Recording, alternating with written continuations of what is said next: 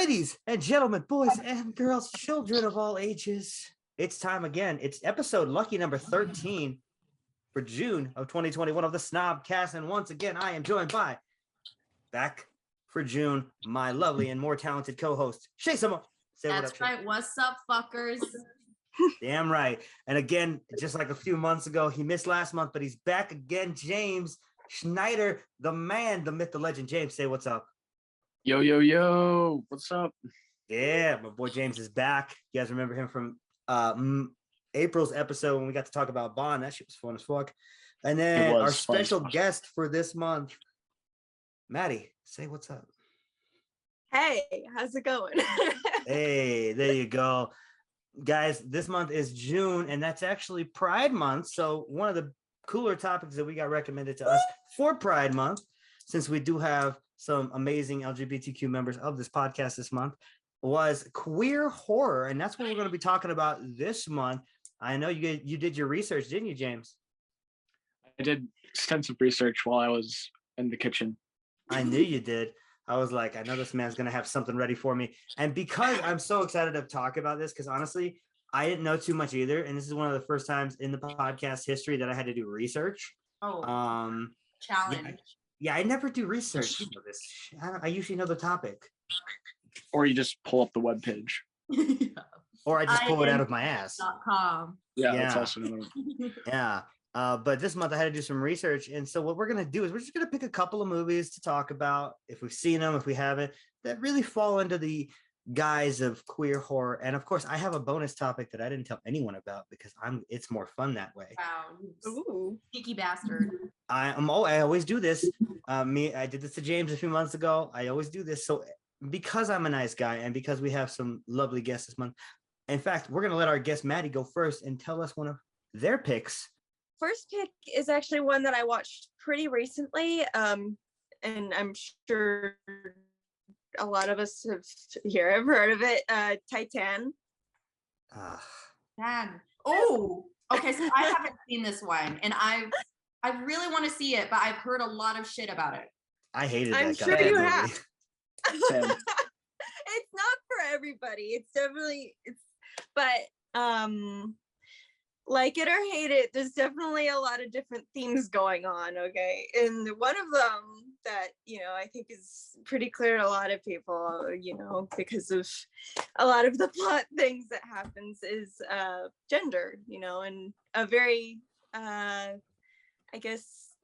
non-traditional way of exploring that topic, So if you can get past all the the squicky stuff and the car sex.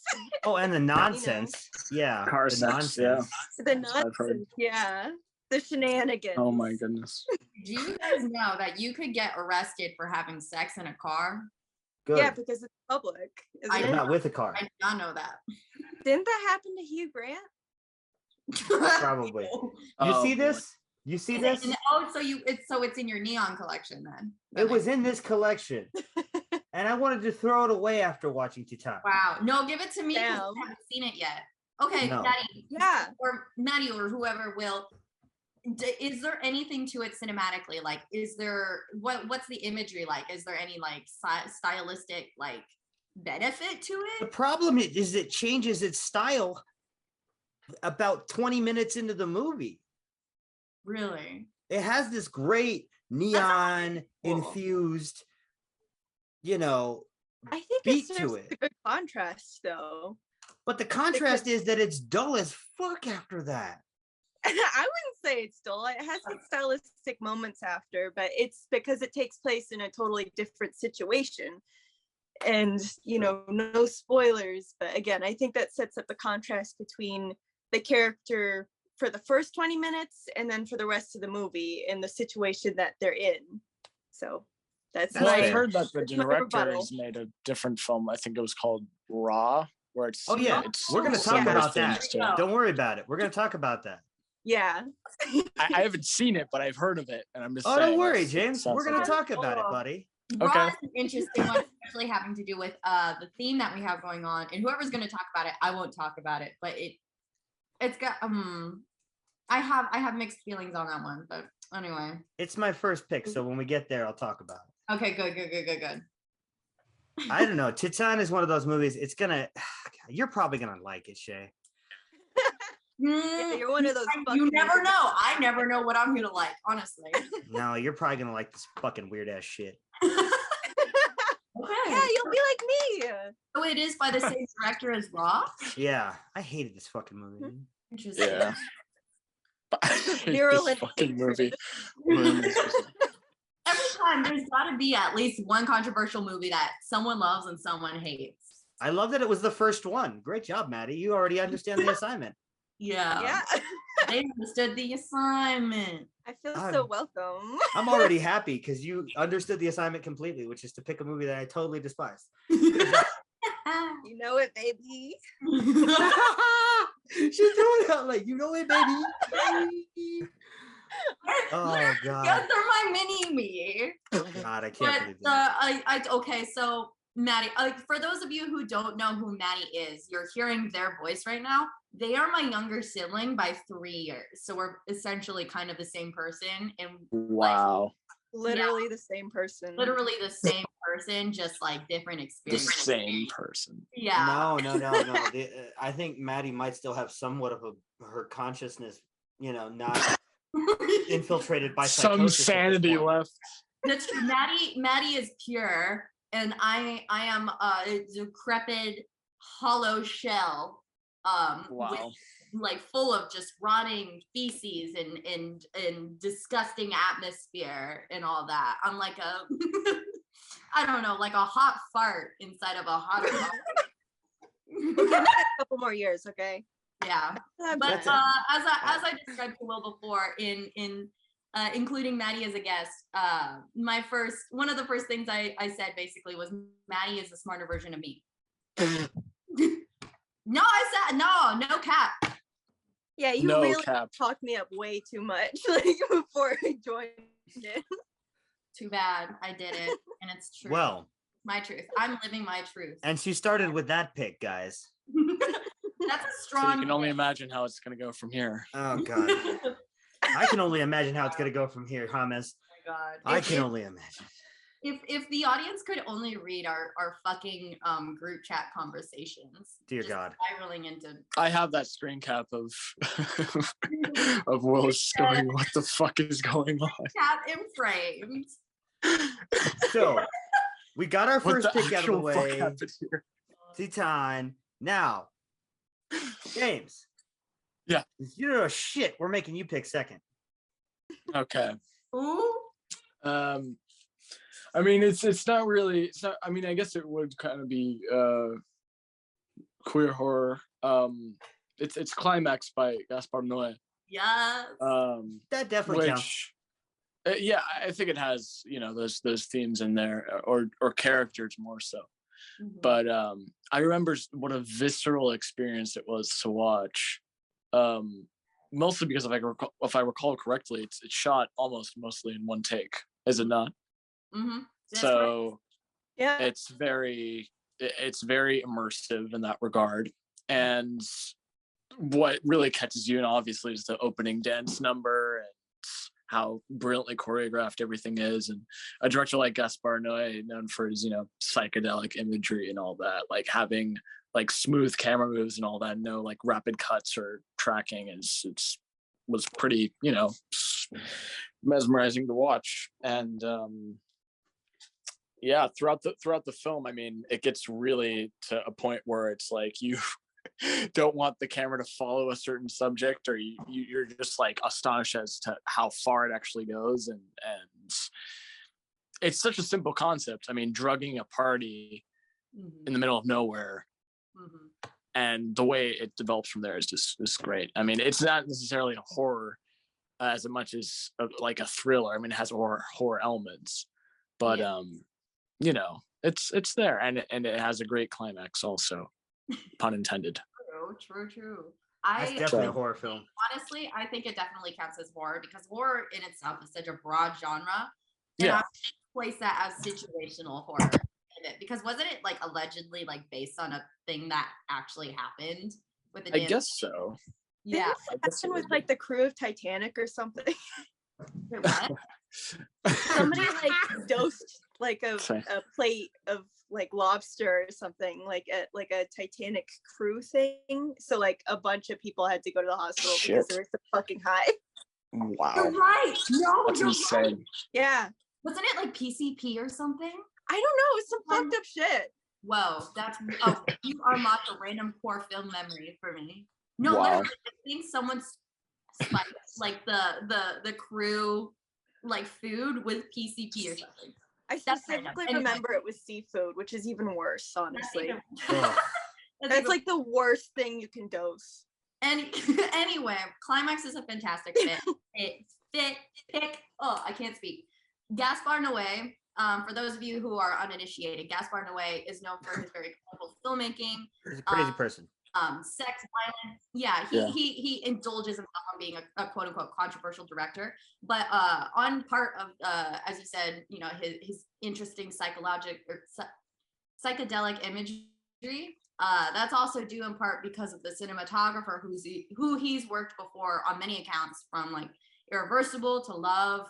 This person also worked on films like Spring Breakers. His name is Benoit Debie, who I actually researched at one point. One of my favorite cinematographers of all time.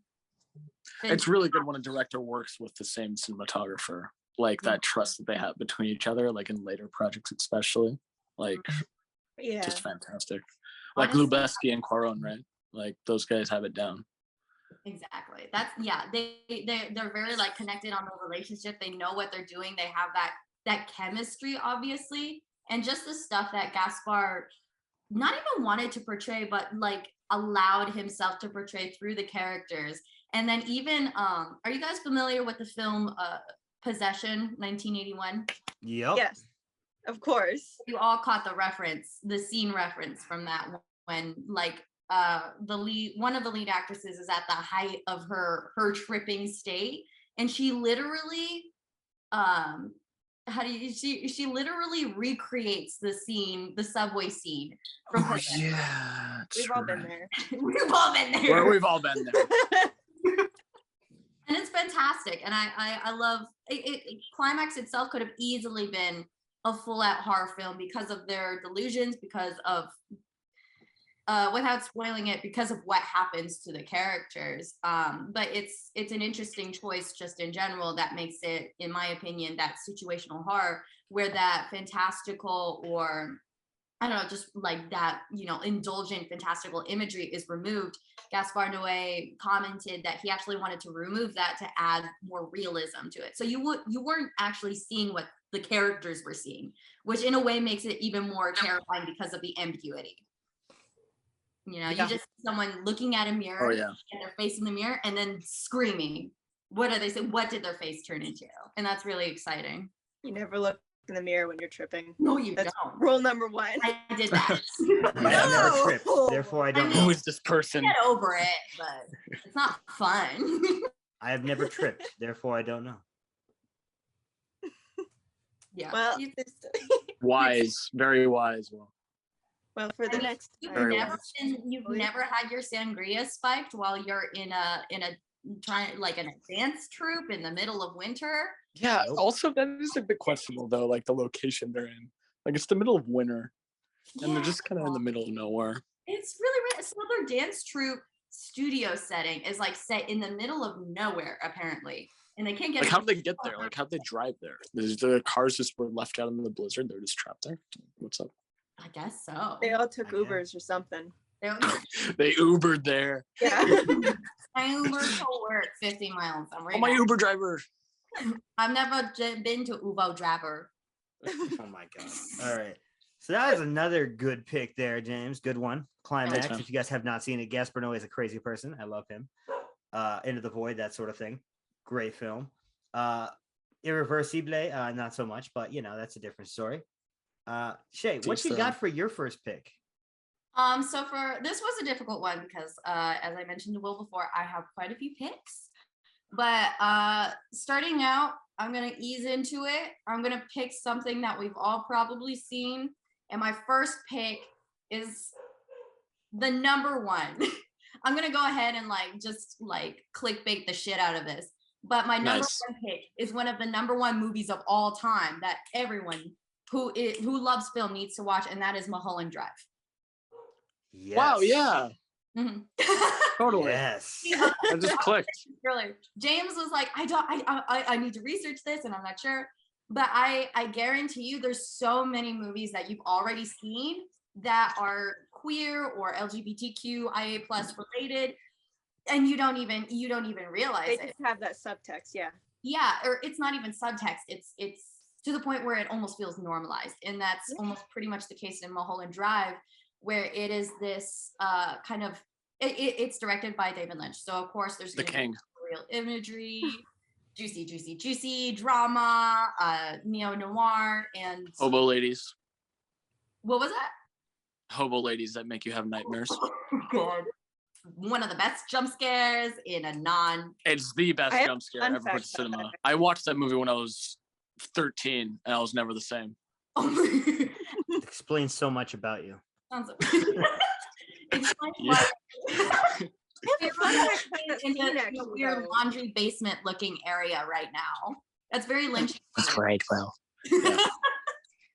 But yeah, brilliant movie all around. Brilliant, yeah, great pick. Not only does it really solidify just how much you feel for the main character and how much she romanticizes and is idealizing her whole future as an actress, trying to make it in LA, trying to make it in Hollywood. There's a whole juxtaposition of what is and what isn't.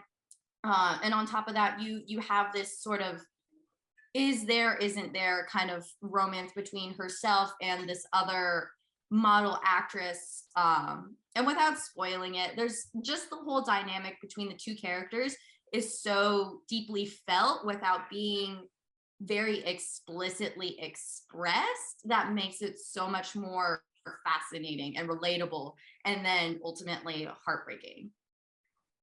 I love that movie. Yeah, the eyes are the window to the soul in this one. I mean, when the twist happens near the middle, it was pretty darn good. Mm-hmm. And it also has, since we were on the topic of jump scares, and this isn't really like a spoiler. It's just a scene I think that's been discussed. It should be discussed at many film schools if they haven't already. Is the diner scene leading up to the jump scare. Like it's probably one of the scenes in film history during the day where I've been petrified as what's going to happen. Mm-hmm. Due to the performances and like the dreamlike lighting that scene has. Mm-hmm. Just, and those who are listening, you know what I'm talking about. Mm-hmm. I mean, the anticipation. Sometimes you can just have a character telling the story and have, you know, the technical elements come into play to match that feeling. And not to mention the sound design. The sound design is, if you know David Lynch, you know David Lynch is successful on a majority part of his use and his knowledge and his just intuition when it comes to sound design in everything. It goes whoosh. It's exactly. Like it's in your brain. You hear like vibrations in your brain. It does. It vibrates inside your brain. It's... Yeah, that's the only way to describe it. That's such a good movie. I love that pick. Shit, that's a great movie. You have to watch it multiple times because you're not gonna get it on the first time, just straight up. No, no, you don't get it on the first time. Definitely not. Takes many years. I know. I remember just it. I think for every person who's seen it and like really put in the effort to like appreciate it and really feel it, knows like it has been through a journey with it. There's always the click moment where you're like, oh, that's what it's about. That's what it's doing. Yeah. But it takes a while to get there. And then when you watch it again, you get to piece everything together. And all of David Lynch's kind of properties are like that. Like Twin Peaks is like that. But Mulholland Drive is, in my opinion, kind of his most everything of that.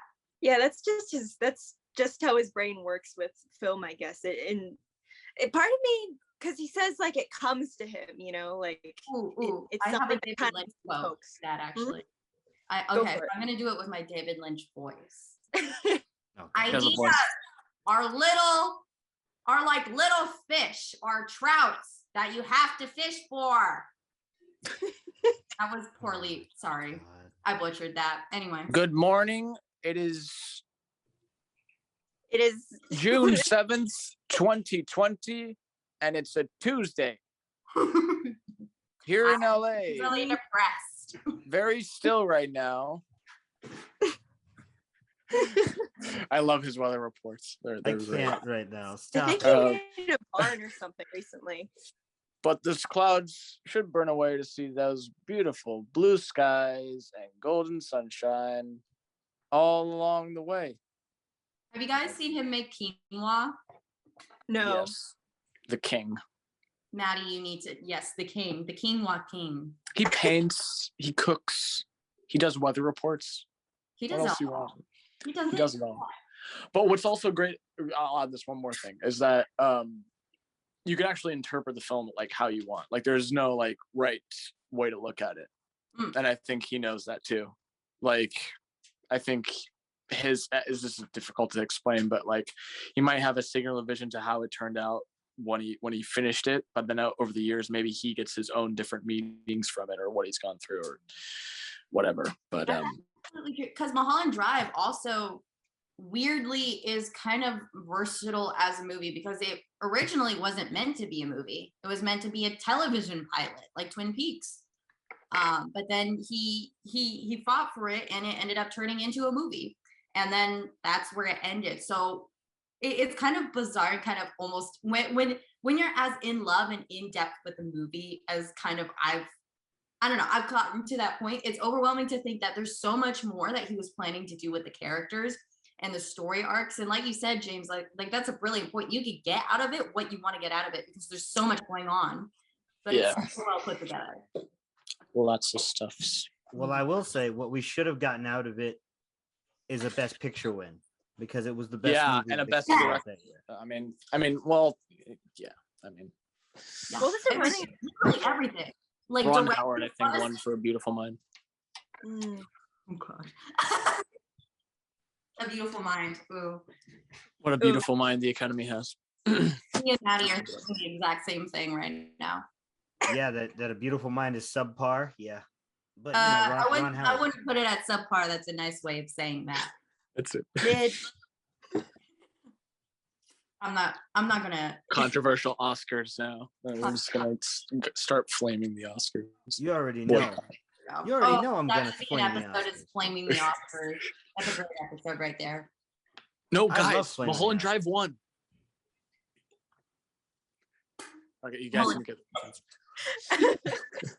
We're not gonna take that bait, James. We're not taking that bait. So everybody's had a pick, and that means it is Moa's turn. And of course, like I mentioned earlier, bring it on. as I mentioned earlier, I am going to be picking Juliette Ducourneu's first film, Raw. Oh yeah. Raw. There it is. Which is about a young woman who's studying to be a veterinarian, veterinarian in France, who develops a craving for the flesh of human beings. Fun.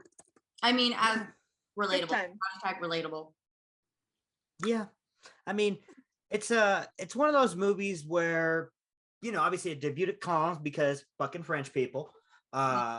But apparently audiences at Cannes started walking out and vomiting and throwing up everywhere. And pissing And, and shitting. They always do that.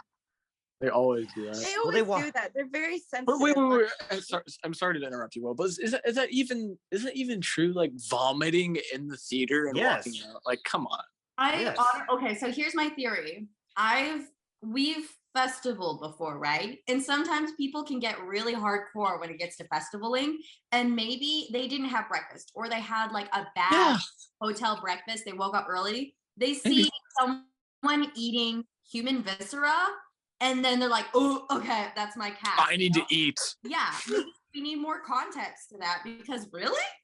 To be Why? fair, You know, to be It's fair, hard to imagine.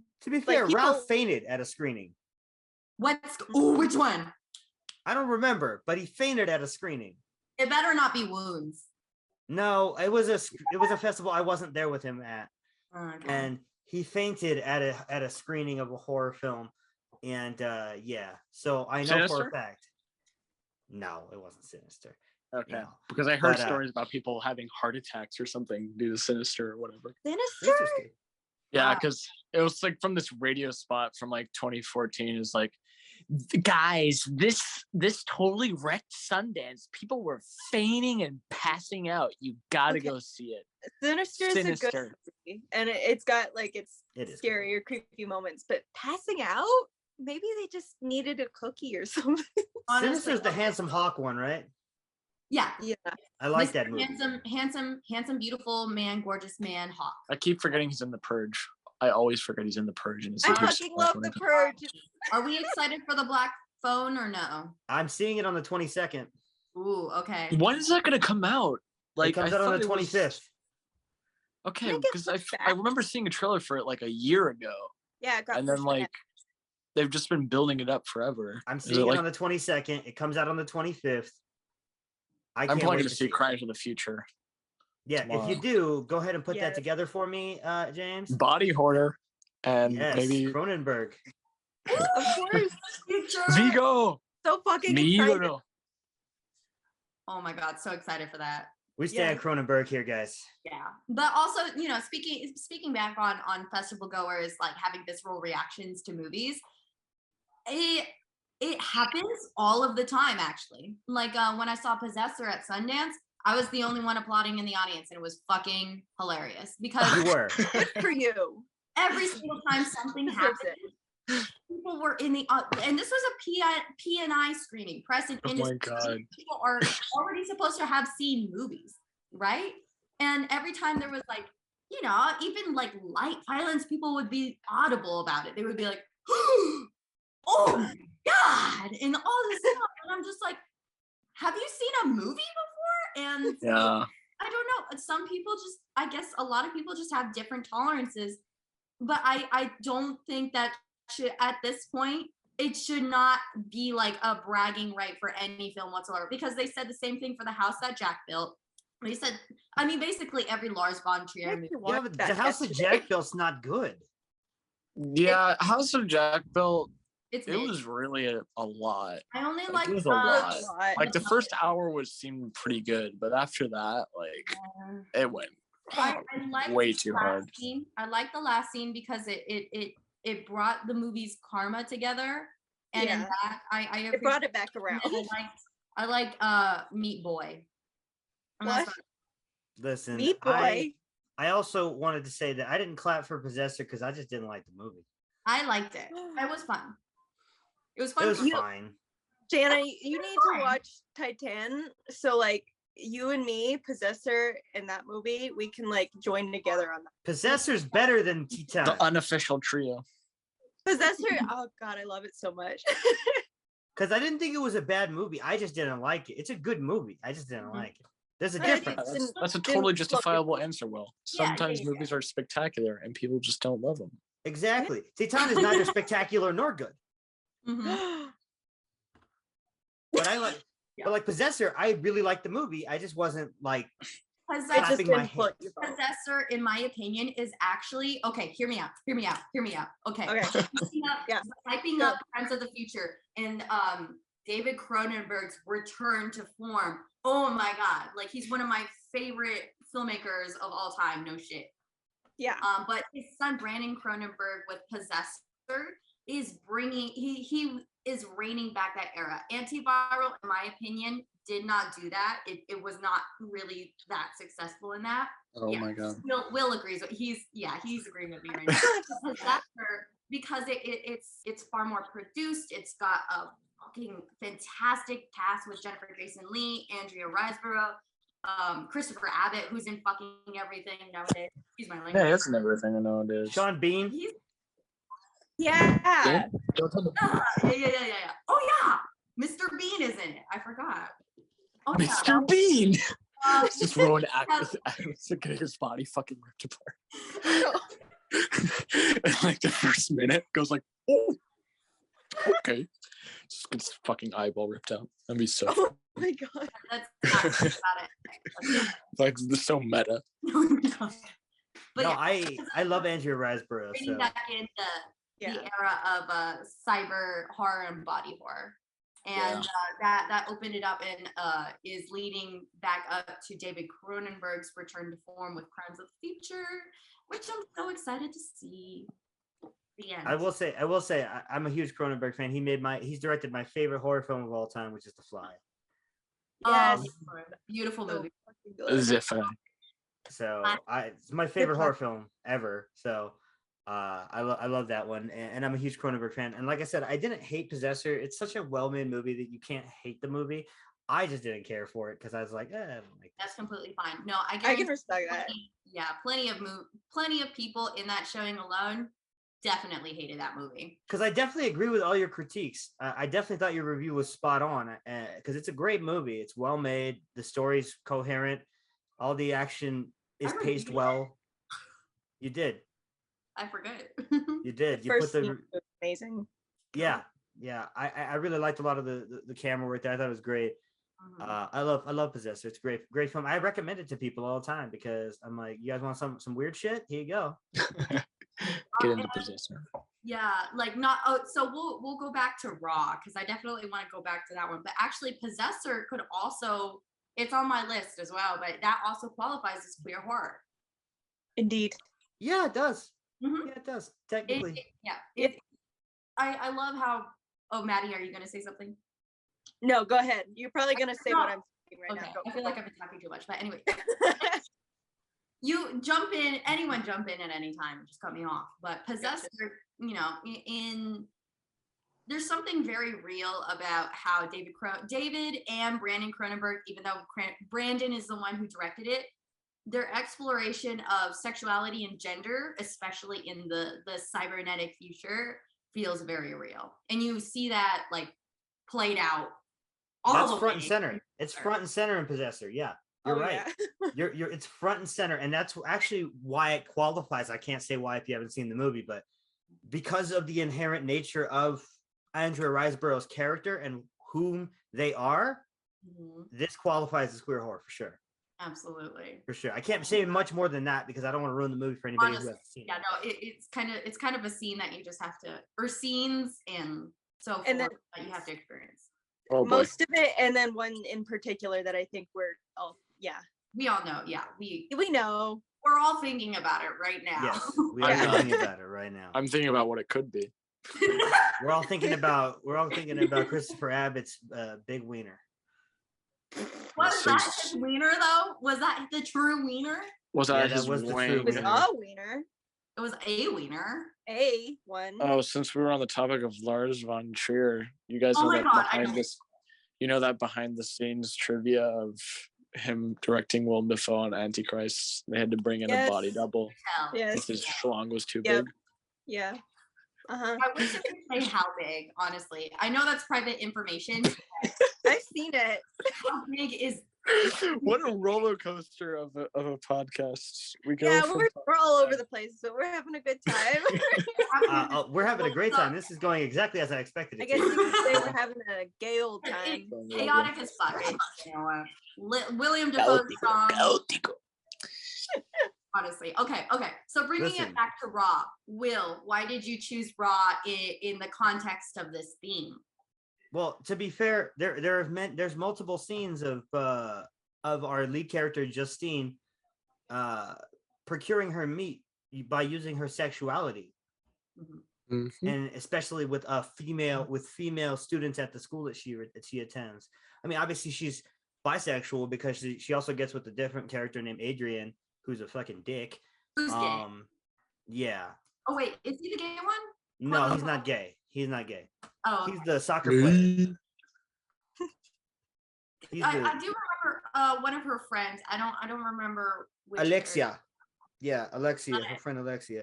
And there's a lot of very overt, it's not subtle at all. It's very overt homosexuality in this movie. And it's okay. That's totally fine. And it speaks to the theme in general. It does. It really does. And I really like the movie. I thought it was a pretty well-made movie. It's much better than Tea Time. Still, it's not that great, but it's pretty good. It's pretty good. There's some cool scenes in it. Yeah. So, Maddie, what you got for me? I know you got something else. with Raw, I gotta mention the soundtrack. It's a really great soundtrack. It I is. actually kind of very know how to play a evocative bit of of the Noé, music, and I just honestly. love it. What? It felt very evocative of Noé. Gaspar Noé's the whole aesthetic. Yeah. I could see that. I could see that. There's a really good Blood Red Shoes song on there, so I was happy about that. So wait, so it's I go again. You get to go again. Okay. Well, I actually have probably kind of another maybe controversial pick. And if you don't know already, hear me out. But Seed of Chucky. No, yeah. Oh, Yeah. You know what I mean? I've never heard of it. oh, okay. Yeah. Okay, Yeah. continue. but- So okay. Glenda / Glenn, the doll, I think is probably the first, shall we say, bigender, non-binary representation that's like, really directly like spelled out like in film. Honestly, it's pretty great. There's not a lot of representation in that field, and like the Chucky series is on the surface kind of the last places you would expect that, but Yeah. the filmmakers are actually like very progressive in that, right? As we know, but and it was actually mentioned in the Chucky series that came out. We got to hear Chucky say gender fluid, which is that was a moment that was a great moment there. But yeah, I mean, honestly, it's I have a lot of feelings for this movie and that character in particular, because I don't know, it's definitely not the best film or but that character in particular. And you do know that Glenn and Glenda is a reference, right? Yes, to like Victoria. No, it's a reference to a movie directed by Ed Wood called Glenn or Glenda. Oh my God, I forgot about that. You're right. Yeah. But yeah. Which he cross-dresses. He himself cross-dresses. Of course, yeah. So yeah, And that's the reference. yeah, it's like a double, and it's just, I don't know. I when I first found out about it, I was like, I was very kind of, I was almost kind of cautious, because like I feel like you wouldn't expect it to be handled very well, but honestly, they kind of treated the character like pretty earnestly in that regard. And I don't know, I don't have too much to say more than that, I guess, but I don't know, I kind of personally, I felt seen by it and I was impressed by it. So, go Chucky. I can respect that, actually. That's a respectable pick for the theme. You're Honestly. right, though. It isn't a great movie, but yeah, I think Interesting. it does handle the theme well. Yeah. Isn't this like a very like actual direct conversation too between Chucky and what's her name? Jennifer Tilly's character? Tilly's character Yeah, it's about their child. Tiffany. Yeah, they directly discuss it, and they're like, yeah, that's my son, and like Tiffany, I think the doll's name is Tiffany, It is. is like they can identify however I can't do a Jennifer Tilly voice. Yeah, and Breakfast like at Tiffany's. Glenn / Glenda directly says like they directly say how they feel, like that how they identify and stuff. And it's definitely an interesting place to have that conversation in a horror movie about a horror comedy about dolls named Seed of Chucky. When you think about it in the scope of things though, like I don't know, like if you were to think about where that conversation would be had in that kind of film, that's the perfect place to kind of just not even have that conversation, but just put that kind of character there. Yeah, because literally it also brings up the kind of idea that not the idea, but they're dolls. And yeah, and that's brought up too, because Glenn / Glenda doesn't actually have genitals, so they kind of have to like, the parental dolls are kind of, you know, trying to, I guess, impress an identity on this doll who just, you know, doesn't feel one way or the other, you know? Yeah. And also that's another great thing about horror movies, and I guess movies in general, like you get to like kind of explore these conversations and real life things like in a weird sort of, I guess, more broadly reaching kind of way, and just like a weird sort of I quirky. guess maybe put in a different way, like horror movies are exceptionally accessible. Yes, The most accessible. That's what I was looking for. Kentucky movies. So in that, right, you know, you could also say that about feminist filmmaking or female-centric filmmaking. Horror films also take the front for that. So when it comes to, I don't know, horror films, in my opinion, that's why me and also Maddie are so engrossed in that whole genre, is because they like, those involve some of the most expressionist, like a creative filmmaking, and that's like the best way to bring that about and have those conversations without explicitly pandering, you know? I mean, yeah, horror is, I gotta say, oh man, I forgot what I was gonna say. I know, Okay. Yeah. Shit, I was gonna say something like really cool though, so pretend I pretend I remembered. Wow, that was amazing. Great stuff, Maddie. Great stuff. Wow, so deep. Thank you. Absolutely. Thank you. deep. I'm glad I remembered it. I felt like it added a lot to the conversation. Hummus Love it. Snyder. Hummus Snyder. What's up? Do we got? need a second pick from me? Yeah. We do. The Lighthouse has. Oh yeah. Hark! That wasn't my last I pick, think. but that was I think it has, you know, undertones. It's coded. Oh, there's absolutely. 100%. I think there's subtleties there because Could you say it's even subtle though? No. I mean, No, it's yeah, not. they argue No. like a married couple We've been throughout new. their experience together, and My friend, that was Brokeback Mountain on the ocean. Oh. with a siren screaming, and how, you know, the Random mermaid is kinda masturbation. like the whole like that's another film that you can watch a lot of times and kind of get different views on it. I From- actually have a King. theory about that one. Like that's another scene that's pretty freaking intense. Like, I mean, we're talking about we were talking about David Lynch and his use of sound earlier. I think the use of sound for the Lighthouse, especially during, you know, the mermaid scene, the ending scene especially, is really great. Like how it just gets like super distorted at points, and it goes like, you know, out of the time period that it's physically. There's some great lack of noise scenes too, James, in that movie. Oh yeah. Where it just goes silent. It goes completely silent. Sometimes the score is deafening, but sometimes the waves crashing outside are as well. So there's a lot of really great ups and downs there. But yeah, I thank you for mentioning The Lobster, because I finally got that down. Like That movie is definitely, it belongs here. It clicks.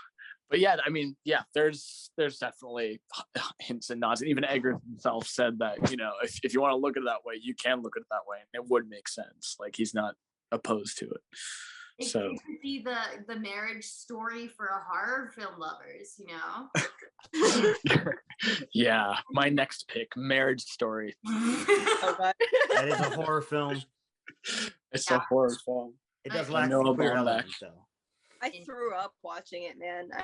I passed out. I vomited, I cried. I pissed, I I farted. straight shit my pants, man. I did. While watching, like, in the first 2 minutes, Yeah. it was over. It was, I it had was to dead. walk out. It was The just- seats, it was the too much. theater, they had to escort me out. I was They dead, had- man. They had to drag me out of the theater while I was crying for my mom. With I piss was streaming convulsing down with the poop carpet. all up in my pants. Okay, Yeah, we're this all fine. happened in the same theater too. It was just absolute mayhem. I think Yeah. we're not allowed in that theater anymore, guys. You do not want to smell that theater after that was done. That was deathless. No, you know Yeah. what's funny is I saw the Lighthouse in the morning as a Mm. P&I screening at Fantastic Fest, and I was like, Oh wow. well, I'm awake. Am I awake? No. Oh I my have to imagine watching that so early in the morning would just be like hellish. 8 a.m. 8 a.m. Oh my god. in a good Wow. Got in to a be- good way. Just like what the fuck did I just witness? Do you know what I watched right after it? What? Parasite. Jesus. Yo, best combo ever, man. That was a morning, I tell you. Also a horror movie. That is a sequence. Oh my Hell of a god. morning, I'll tell you that right there. Yeah, that was Fantastic Fest, man. That was a fucking hell of a celebration right That's there. fantastic, dude. Kind of like Yeah. one fucking hell of a ride. Yeah. No pun intended. I thought I was gonna die that day. Oh my god. No, that's how He I saw felt death. watching The Nightingale at Sundance. Oh yeah. Wow. And Landon. Oh Jesus. Oh, slight anecdote. Okay, so for those of you who know what The Nightingale is about, we watched it. We watched the premiere at Sundance, and when we were watching it, the guy in the row directly behind me had a fucking seizure in the Oh middle my god. after the worst scenes that everyone was silent. You could feel the vibe. Everyone was fucking depressed. And then someone said, "Stop the movie! Stop the movie!" And like me, as a proud American, was like, "Oh God, something's very wrong here. I'm in a theater. Gotta get out of here." And then you see the guy behind me having a whole ass seizure. And yeah, they stopped the whole screening for 10 minutes. They continued it, and then me and my partner who Was were he watching- okay? Huh? Was he okay? fine. He literally just had The Nightingale has some of the worst sexual assault scenes I've ever seen in film. I will never watch it again. I cannot recommend it to any person. It's by the same director as The Babadook. But That's a Jesus, pretty Yeah. good film. Jennifer Kent. too much, and I just could not get it. Can't film enough rape scenes. Yeah, I know. Oh, it's good because it's realistic because it has a rape scene. Absolutely not. It literally caused this guy to have a freaking seizure. It Oh, could have actually, killed him. It's actually a decent film around those rape scenes, though. There's actually a decent film around it. I did finally see it. I It is did like the horrific. production design also. It is It's horrific. Gorgeous film, amazing acting. Has anyone seen Goddamn. Sadness? What? Not yet. It's- Not yet. I've heard sort of similar things about that one. It's in my inbox, but I haven't seen it yet. The Sadness. The sadness. Sounds sad. It's like a Korean Sounds zombie very- film. Oh really? Yeah. Uh-huh. That's a really good title for a zombie film. That makes me feel very icky inside. I think I'm just gonna let other people go for it. You and- don't have the mental capacity for it. You're on your own on that one. Zombies. Unless you sneak it to me and I forget. Yeah, there you go. There No, that's exactly what we'll do. James, that's a good call out there with the lighthouse, man. Honestly, that's a Thank you. because it is Primo pick. coded. I really Yeah. believe that. I firmly believe that because It absolutely is. yes, absolutely. 100%. Like it's backed up Fuck yeah. Vibes. by That's me. male. That's male homosexuality masked as obsession. Yeah, homosexuality or even suppressed Dominance by Yeah. farts. What do you mean you don't like me, Goddamn lobster? You class. don't like my lobster? Oh my god! All the memes. I've seen it. You're fond of me, lobster. Oh my god! The lobster. If I had a steak, I would fuck it. Wait, what? See, that's how I knew. That's how I knew Robert Pattinson would be a good Batman. Right there. Yeah. I need This I need Batman- Willem Dafoe to be the Joker. But I mean, He's- people that's been that's a saying long that shot. And then they have Weird. all the sexual tension of the lighthouse. As Oh, Batman and, shit. and Joker. Absolutely. 'Cause that's Oh, one of the most Betsy, important you're things. fond of me, jokes, aren't It's you? a minor spoiler, but in the Batman, they did not show who the Joker was going to be. They did though. Yeah, It's Barry and Keoghan. I don't even know. who it is. Spoilers. So I didn't even look. Yeah. I mean, like David or not David. Willem Dafoe hasn't had his in. Oh shit! Wait, no, he is in the DC universe in Aquaman. Yeah. All right, But they Yeah, also but they also showed it. But yeah, there can be multiple people. because be the multiple Batman people. is not going to be in the cinematic. Batman doesn't even qualify. Yeah. If Superman appears in the next Batman film, I'm just going to stop Ryan because Reynolds played two Aw. different characters in the This- Marvel universe. Batman series needs to be like the Raimi trilogy of Batman. Like it just needs to be its own contained thing. Like Exactly. you're not going to have a post-credit scene where fucking Red Cape comes in saying, "Hey, I'm putting a team together. It's Morbin time," and freaking Morbin appears. Like, God, I this guy. hated that movie. I fucking love that they put that back in theaters and it's on again. They got And fucking that's gaslit a by freaking- memes. That's amazing. True. This Did you say gaslit by memes? Yeah. Yeah, That's they I got did. gaslit by memes. They were like, "Oh, people like this because of all the memes. Oh, it's Morbin time. Let's It's put it Morbin back in the time." theater." Funny to me. Everyone's making a meme about that movie, even though everyone like absolutely hates that movie. I hate They that movie re-released so much. it. They re-released it for the weekend because it made 65K. Who the fuck spent that much money on this movie? And everybody did an Uda reverse card because you know how like everybody was like, "Bring back Morris to see this," blah blah blah blah. And they say like Morris is back in theaters, and everybody in the comments is the exact opposite. Like it's not the practical joke anymore. Like Lal Stoney really thought our practical joke was. Oh my god. They It's so mourned it. bad. Kind of felt It's bad for so the bad. Japanese. executives. It started as I it know. started as a joke, but now I don't think it's a joke anymore. It's not good. It's just not good. Now it's All right. What you got for us, Shay? What's that second Yeah, pick? yeah. Go. Wait, it's my turn again? Yeah. Well, you didn't give us the No, one. it wasn't my turn again. I didn't go yet. Okay, fine. So, I mean, in a similar way that Mulholland Drive is queer cinema. Cinema. I chose Jennifer's Body. The most course. obvious of choices, yes. Shut up. I mean, not the most obvious to people who aren't like paying attention, right? Oh my god, you The did- girls who know. the girls who get it. The girls who don't. But Yeah, exactly. if you know Jennifer's Body, you've seen Jennifer's Body, and you're coming in with sort of a queer mindset or queer context whatsoever, then you get it. But even the screenwriter and the directors themselves have noted how. Okay, so if you haven't seen the movie, And Megan basically Fox. what happens is it's It's about written by Diablo Cody, first of all. Hey. Yes, Soy Diablo. Basically, Megan Fox and Amanda Seyfried are best friends in high school. They're besties. Everyone has had this sort of dynamic. Not everyone, but a lot of girls, including myself, have had this sort of Will, what are you doing? Jesus Christ. BFFs.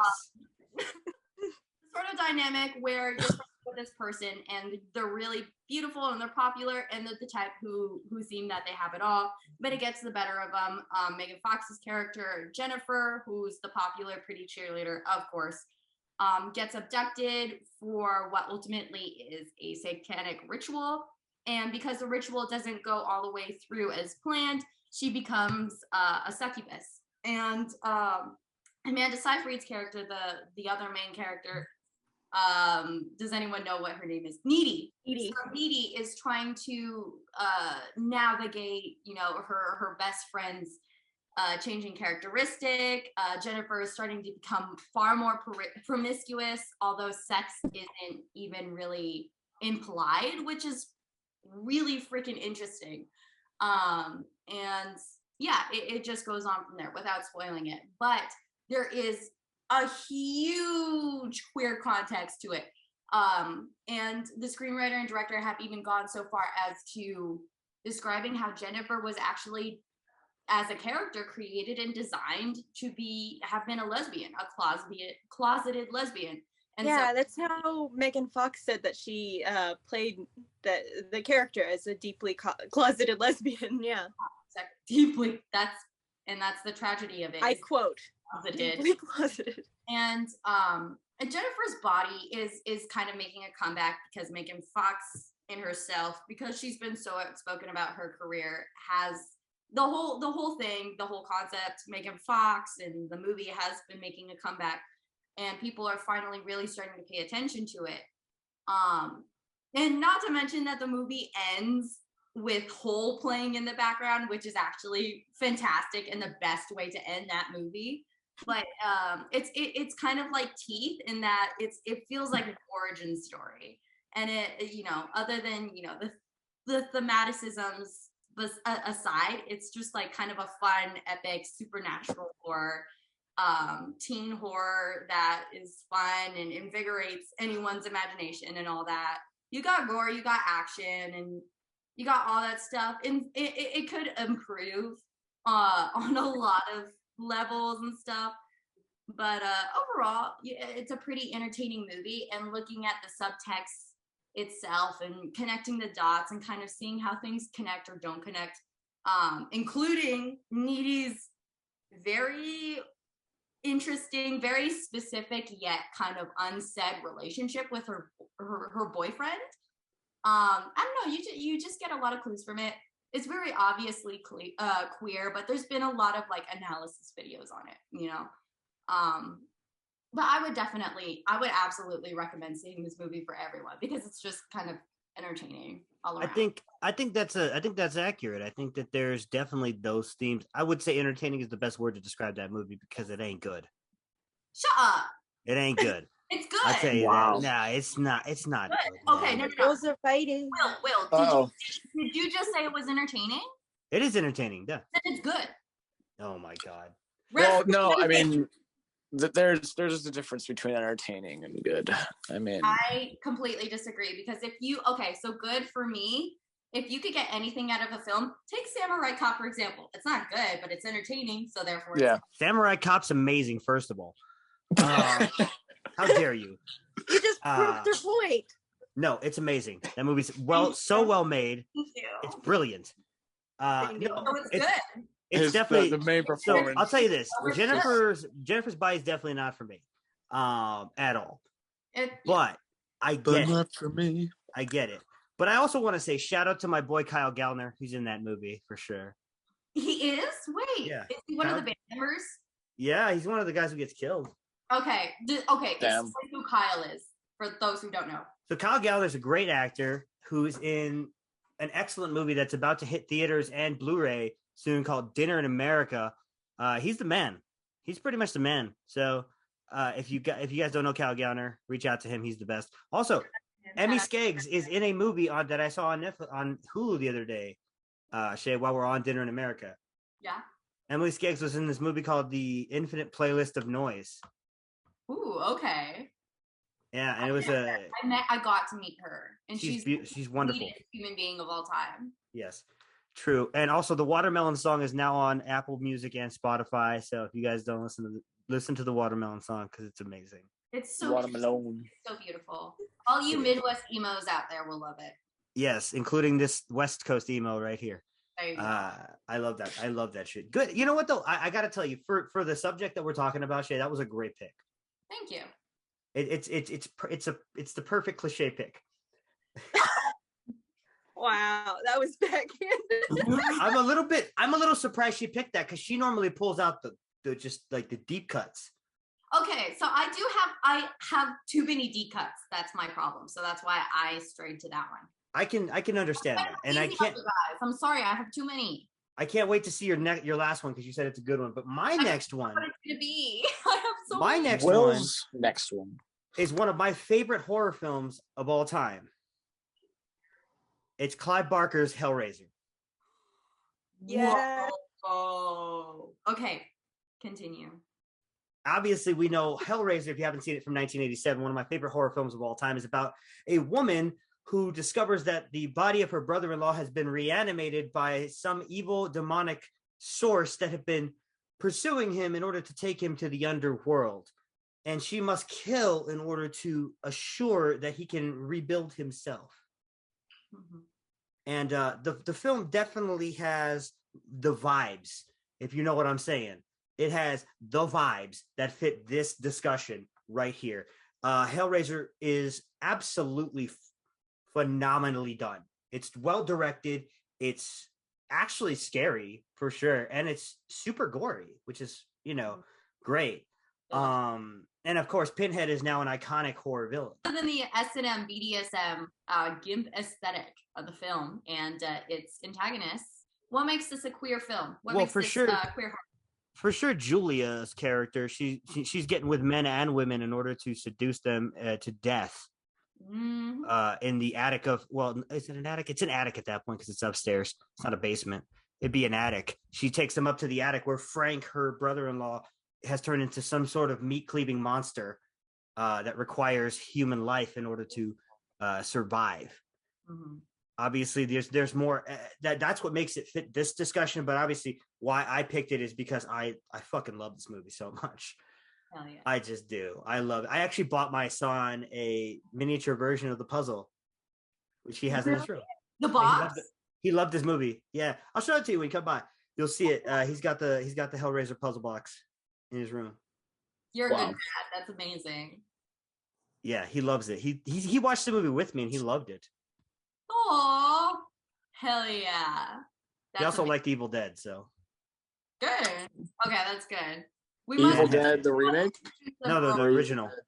Okay, good. What are your thoughts on the remake? I like it.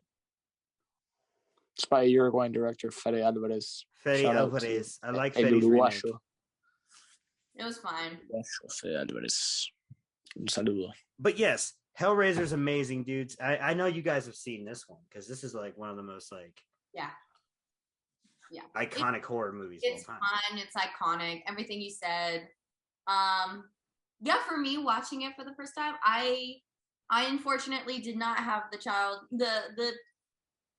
cultured childhood that you're granting your son. I watched this as an adult, but even then I was still able to really appreciate everything from the special effects to even the acting. Special effects are beautiful. Yay. Unfortunately, I did see it with the weird dubbing though. So that was off-putting until I actually watched the second Hellraiser. And then I was like, oh, that's what the real voices sound like.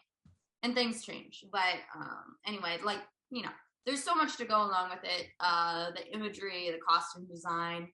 And Clive Barker by himself is amazing. And I don't know, I believe he started out as a comic book artist, actually. It's true, but also Hellbound, the second Hellraiser, is really good too. I absolutely agree. Absolutely. I loved the second one. Really and I need to rewatch the first one, but I'm almost at the point to where I almost kind of like the second one better. It's not a bad opinion. It's not a bad opinion at all. I need to watch the first one in order to solidify that opinion. Hellbound is dope. It's not a bad opinion at all. I love the Hellraiser series, even though it went downhill after the second one. I still love it. You know what I mean? There's like 7 movies, but whatever. I love the movie. What do you think? What do you guys think of that movie? I mean, Shay, we got your thoughts on it, but Maddie, you've probably seen this, and James, I know you've seen it. I have seen it recently. Yeah, I have to say, I was honestly a little disappointed by it. Okay. Why is that? No, Will.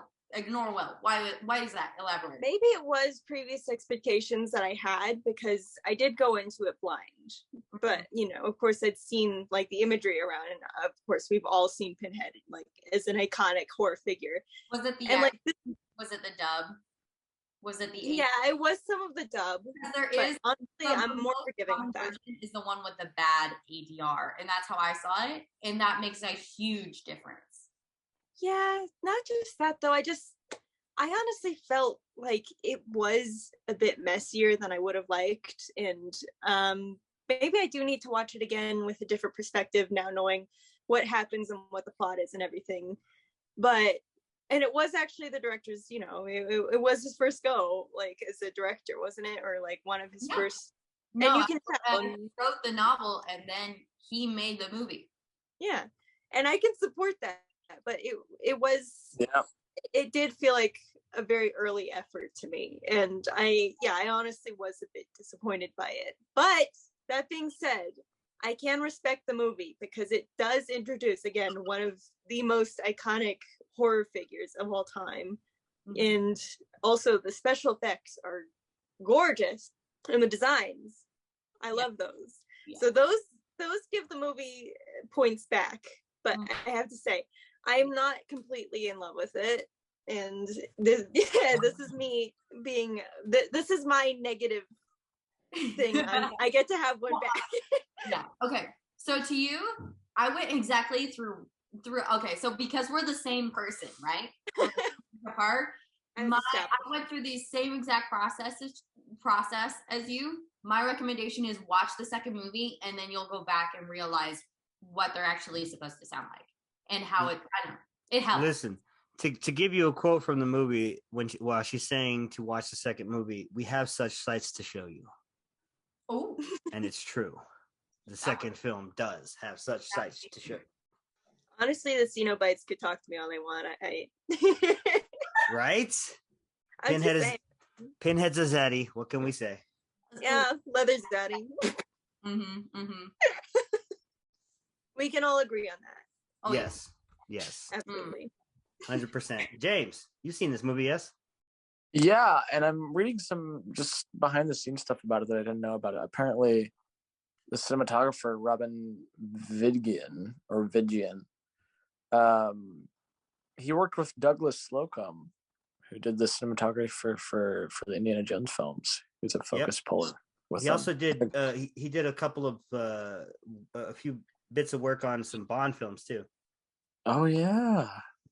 Which ones? World Is Not Enough, and I think he did one of the Connery ones. Oh, I wonder if it was done. And he worked on Anthony Hopkins' film August. Yeah, he's great. Yeah, I mean, Hellraiser. I haven't really seen the movie. I've watched a bunch of scenes on YouTube, and that's just a sin. I know it's a sin. Kamez. Terrible.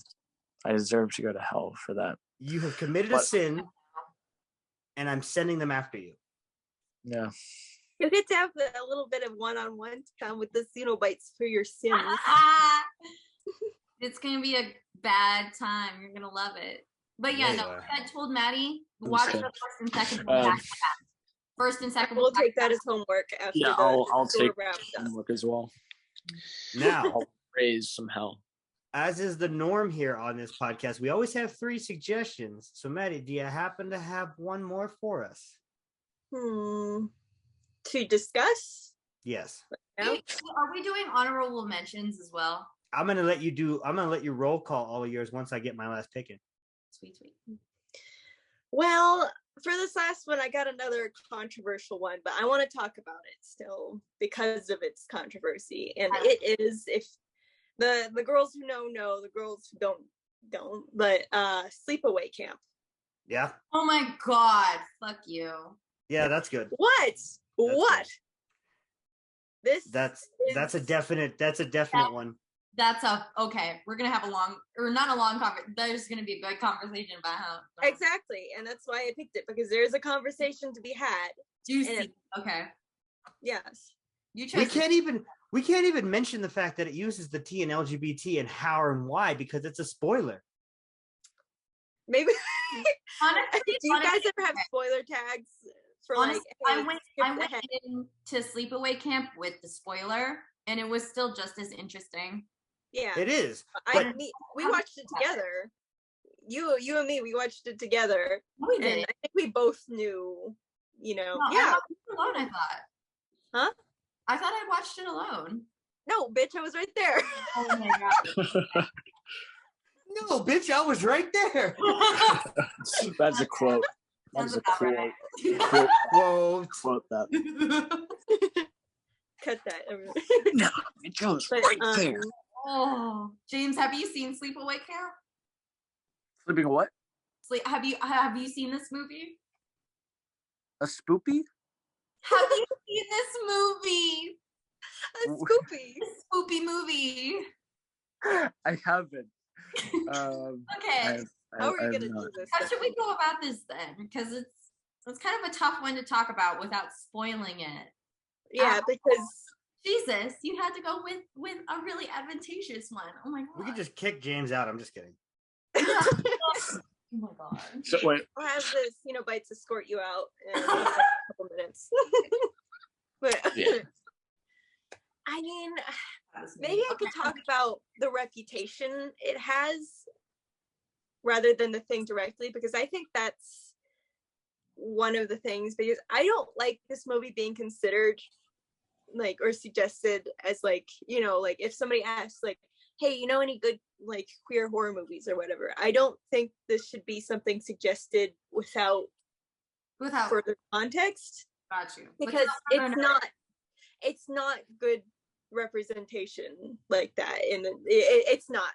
I love that you brought this up because it's bad representation. Which I mean, they can't all be good ones, obviously. You know what? It is interesting. It's fascinating to talk about, though. Yeah, I mean, it is a difficult one to talk about, you know, and not even in just the sense that like the spoiler, right? You know, the spoiler is the discussion that can be had there, of course, but it's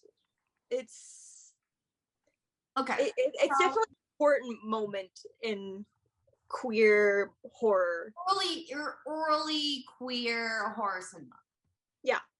I guess it can even be called queer because in certain senses, when you really think about it, certain things could be queer, but at the same time just talking about the movie in general, it's your average kind of 80s squelchy, kind of cheesy, but I find it exactly, but I find it fascinating that it's always brought up when the discussion of queer horror, and it's to the back a bit, but it is there when you look up or when you hear people like talking about, you know, like LGBTQ plus horror. And I think that's interesting, like how that movie has been, I guess, labeled in a way, and the discussions around it. And I guess it does kind of represent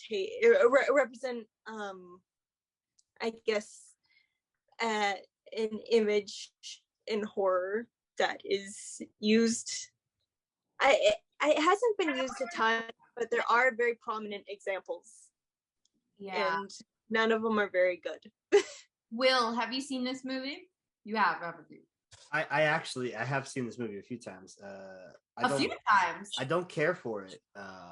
Being frank, I think of the 80s slashers, I think that the entire Sleepaway Camp franchise, because there's like 4 of these movies. Yeah. I've only seen the first one. They're not very good. They're very, very. I think it's Felicia Rose who plays the main character in the movie. Mm-hmm. It's all done in a way that I find, since we're talking queer horror, I find it to be quite. How do I put this nicely? It points and laughs at the subject matter that it's trying to portray, rather than being authentic and giving good representation to that community. Yeah, I agree. It's exploitative, which is unfortunately an aspect of horror. But that's of its time is the sad part. It's of its time. Exactly. It's even a sad thing because when something is of its time, it's, you know, when something is progressive, that's exceptional, especially in that time period, right? So this was released, in the 80s, late 70s? It's like 84, something like that. The problem is at this point, we should have been progressive on that, because I mentioned earlier, Glenn or Glenda was an Ed Wood movie. That came out in the 50s. So we've had this in the zeitgeist. That was by a queer director. Yes, but we've had this in the zeitgeist. Do you know what I mean? Yeah. So I say this all the time.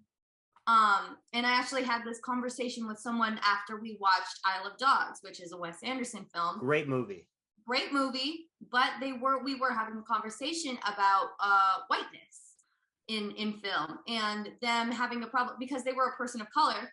They are a person of color, sorry. And they were talking about how the whole presence of the white saviorness is in the film, but at the same time, me and Maddie are both half white, Jewish, and then half Filipino. But we're very much like white passing. And from that perspective, it's Wes Anderson. It's a white male cishet director who's writing what he knows. So in Sleepaway Camp's kind of situation, here, let me look that up real quick.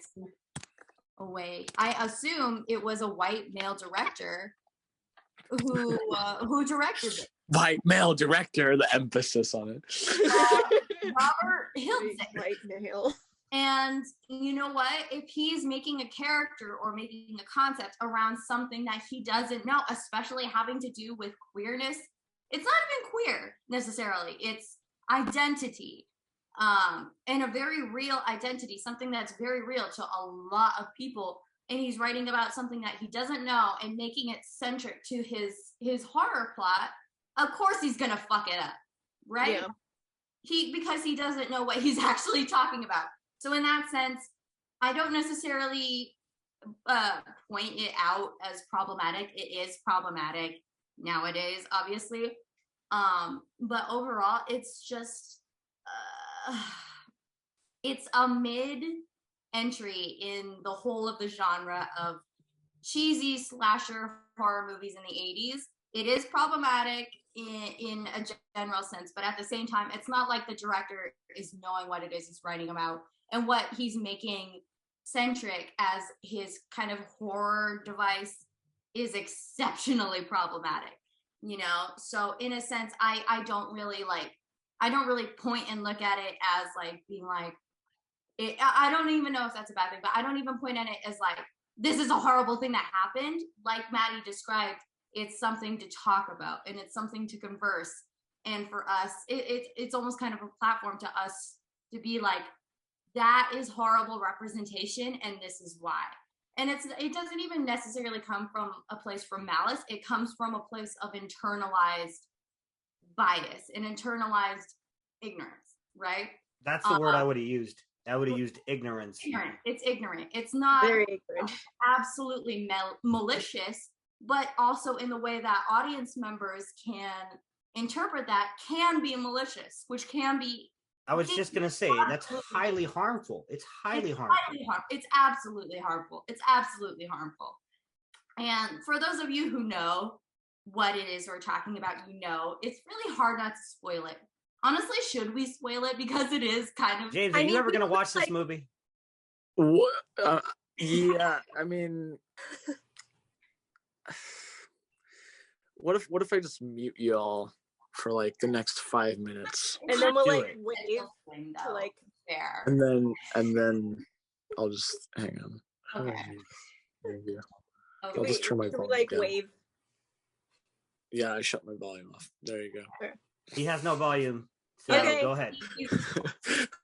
Okay, so everybody, like, spoilers for Sleepaway Camp. If you want to see it for this twist thing, go ahead and I guess we'll wave when we're done. Yeah. Discussing it. Yeah, it's a very miss. It's a miss. It's a miss. Yeah. Absolutely. And it's unfortunate because obviously it comes from someone who is ignorant, who has absolutely no idea what it is that they're basing that off of. But at the same time, I don't know the entire stuff. I don't know if he's actually okay. So Maddie, do you actually want to talk about what the device of this franchise is actually about? I'd say so. I mean, yeah. Okay, Will. Because I don't even know if I can. I don't know. I got it. Our main character is, at the end of the film, revealed to have been a transgendered man. Well, okay. At the end of the film, a full-grown transgender man, apparently. Yeah, a fully grown transgender man. Even though the entirety of the film were under the guise that she's a teenage woman. Okay, so a note here. I think it is actually like a teenager in the universe, but Meta, they wanted that reveal, like, but they couldn't. I guess they decided to go with like a full-grown, which is highly manipulative. And if you know the context of the film, you know that actually the actor who was because when the reveal is shown, it's full frontal, and it's a grown man who shows off his entire body wearing a mask, of like the actress's face. The main very young actress who is an adolescent teenager, and basically a grown man's body. Oh my god, it's honestly it sounds worse and worse the more I describe it. And I only watched this film one time, and I've watched an analysis of it. And honestly, it gets worse the more I think and talk about it. Yeah. Yeah, they use a grown man's body in order to emphasize the grotesqueness of this person who the backstory of the character was they were forced to act as if they were a girl because they were adopted by someone who I think a family member, like their aunt. or something like that. And Yeah, I think it was their aunt who was, One of the you know, the funny thing is I don't even find that to be the most disgusting thing. I find the fact that they are good that people would use that as the excuse for the actions of the movie as the reason that they do what they do in the movie. Do you know what I mean? Like because audience members like myself who were naive, and especially on the first viewing, because it's extremely confrontational, especially for what it's basing its whole horror around. It's extremely confrontational, and for someone like me or any person, it's extremely difficult to even process what it is they're trying to convey to you. So you like most people like me want to be optimistic, want to give the benefit of the doubt, but in the end it's really horrible what they're portraying, because basically the story is of sleepaway camp. I don't know what happened exactly, but basically this little boy goes through this traumatic event. They get taken in by this extremely controlling woman / family member who always wanted a daughter, quote and unquote, forced to become their daughter. And then in sleepaway camp, they start killing people. I forget even. And a note too, I think they're actually they had okay, so at the very beginning it shows, you know, a traumatic event happening, their family, like I think their father and one of the kids you see gets killed in a boating accident. So he's actually been made to live as his sister, his dead sister. Yeah, I think that is it. So that's like the horror twist, but the real horror twist is she was a boy all along. But the fact and this is actually a pretty man's body in order to emphasize the implication that a full-grown man's body under a little girl's face, and emphasizing the grotesque nature of that within itself as the twist, as the ending, is horrifying in the sense that that's how they're trying to almost, I don't know how to even say it. It's like they're almost explicitly kind of trying to portray a horror around trans people. They're making it disgusting to be trans. They're showing you the disgust and disdain that they have for those that are transgender. See, it's one of those things too. It's like I'm gonna bring it up. Silence of the Lambs. Oh no. They specifically say, I'm bringing up all the ones, I'm sorry, but they specifically say in the movie, like Hannibal Lecter is like, no, he's not actually a transgender person. But that movie and that imagery and that character still gets that reputation as, you know, the quote, scary transgender horror movie character. And it's kind of a similar situation with Sleepaway Camp, where it is, although it is the exact same. Yeah, but at least Silence of the Lambs is based on a true serial killer. Buffalo Bill's based on Ed Gein, so it's like even still. So I think it is a less malicious example, although it still unfortunately has, I think, had a much bigger impact maybe than Sleepaway Camp has in terms of that sort of, I guess, false representation. Even with Silence of the Lambs, it's still based on a novel at the end of the day. Yeah. Mm-hmm.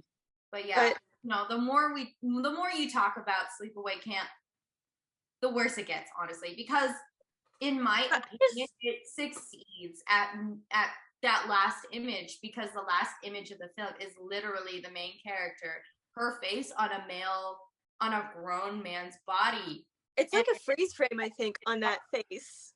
Yeah, you see her face and it's like stretched out, and like it's actually pretty scary looking. It is scary. And it's like a scary moment, but at the same time, there's also that it's honestly a pretty typical like 80s horror movie, except for this plot in this Yeah, considering the actual weight it could have on people as far as like, you like seeing quote unquote transgender characters, whether or not you consider them transcoded. Let's put it that way. It's transcoded, even if the characters aren't necessarily trans, or they're outright said, oh, they're not a trans person or whatever. They're still transcoded. Yeah, it paints this person, and like you said, Will, like, because supposedly this child was forced to become trans, which in itself is actually, now that I say it out loud, it's an absolutely horrible, problematic plot line to put in it. This character was forced to become trans, so because of that, they became a slasher. Exactly. That's the exact point that I'm making. Exactly. Yeah. Yeah. It for me, y'all can hear it for me right now. I'm still processing this film because of how horrible it is. And even when we watch it all the way through, it's a lot. Yeah. And everything that we're saying right now, everything that you're saying, I find all of that makes it so interesting to me that it's gotten the reputation that it's gotten, and including in a non-LGBT plus Jesus film goers. For people outside of that community and outside of that understanding. Yeah, just being like, well, that was a crazy twist, man, that was so scary.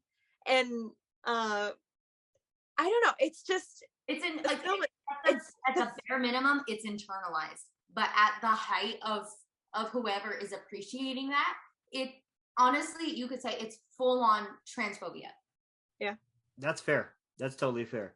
Now we're done with this topic, so James I apologize for bringing that movie up. Well, but no, I that felt was like fascinating. That was actually like therapeutic. I think maybe like Perfect. if you guys can put like a transphobia or discussing transphobic topics like at the beginning of this or something, because I have to imagine, like, if you're just trying to listen to like a podcast and stuff, and then you gotta listen, hear about our podcast is rated mature, so they know what they're getting into. Yeah. Beforehand. Me and James, when we were talking about James Bond, had all the language. Well, Will taught me to go all out and just no holds barred. So it's true. Yeah, no holds barred indeed. Did you figure out a third movie, James? Let's see. The first one I already had planned. The second one I didn't have planned. So the third one has to really come out of nowhere. Hey, you got to pull it out of your ass, James. Chop. Well, let me think here. I mean, when Shanna comes back, she could probably lend you one of her movies. She's got a long list. I've heard she has a long list. Yeah. Let me think about it. List long, money long. This list long. Let's see here. Yeah. Thank you to their suggestion. I managed to find one. American Psycho. Yeah, that's a good one. I mean, I'd pick that any day of the week, because with all the underlying, subtleties that Patrick Bateman has in regards to wanting to, have the ideal male body and be recognized amongst his peers, it sometimes goes outside the boundaries of just being a normal functioning member of society and wanting to be more of like a, god. I'd agree there. Yeah, because like who's he designing his body for? Other men. Yeah. And he checks himself out in the mirror while he's, having sex with other women. Yeah. So. Yeah, having sex with women is just an image thing for him. Like, he's not even really there. His narcissism tells you he loves himself, and he as a man loves himself and wants his body to be as perfect as possible for these other men. Everything he does is to impress these other men. Yep. Now let's see Paul Allen's card and the memes, of course. So it's coming. You ever see that meme where it's like, let's see Paul Allen's cock? Oh my god. Oh my god. That was actually canon. That was an alternate cut that, Jared Leto meme. The Jared Leto wiener. Yeah. His morb stick. It's more dick. You It's just got more dick in time. His more balls. His more penis. Matt Smith just starts doing his weird dance. Michael Moore penis. Ew. Yo, Lovely. Jared, let go. Jared went off. Oh my god. Love it. Love it. Love But it, yeah, love yeah, it, love it. American Psycho's a really good one, and I rewatched it like a couple months ago, and the ending really stuck with me this time. It's such a good movie. It's a really great movie, and it was panned agenda. apparently, or just really divisive when it was released. Well, I think the divisiveness stemmed from the fact that these male critics didn't like that their masculinity was being questioned by a female director. They're like, oh, this misandrist. Misandry. canceled. Actually, when you put it that way, it is because it was directed by a woman. You could say it's in concept a misandrist film, which I think in tow makes it a feminist film in a way. Isn't that ironic that a movie about killing women and calling them whores is somehow feminist? No, that's horror film, actually. Because when you look at horror films, and because they resort to that, I Spit on Your Grave is a good example of that. Yeah. It's not a feminist film, but it has feminist themes. Yeah. And it's revenge, yeah. In the revenge, you get the revenge feminism. part is yummy. Yeah. Delicious. Revengeance. I like that. Shay, Oh, what is your final pick before I Your pick my final for the evening. just to reiterate, we get to do honorable mentions, right? Yeah, after I pick my last one, you're going to give us your honorable mentions. And if you don't mention the ones I have, then I'll mention mine. Okay, so in that case, this is a tough one. The final pick is always a tough one for me because I am incredibly indecisive as a person. But with this one, I am going to go with May. Have you guys seen May? I haven't. That's one of the movies I didn't pick because I've never seen it. I haven't either, James? May? Yeah. but I know of it. I've heard of it, but I've heard of it, but I've never seen it. Oh I've no. never seen it. Okay, so brilliant. Actually, that's amazing. Okay, I chose something that none New of recommendations. I'm down. In that case, May is about basically this incredibly lonely. It's been a minute since I've seen it, but it's about this incredibly lonely woman who is trying to find the perfect lover, and she's struggling with her mental health. And I'll just end that there, but it definitely delves into horror. It delves into psychological horror and even body horror. I believe it's directed by Adam McKay, who, in and by himself, is an amazing. What? Yeah. Wait, what else has he made? That name sounds familiar. Wait, I'm blanking. I know it sounds. He made the greatest American comedy of all time. Oh wait, no. Okay, not Adam McKay. That's my mistake. Lucky McKee. Wow, that was like a John Travolta Oscars moment. Right?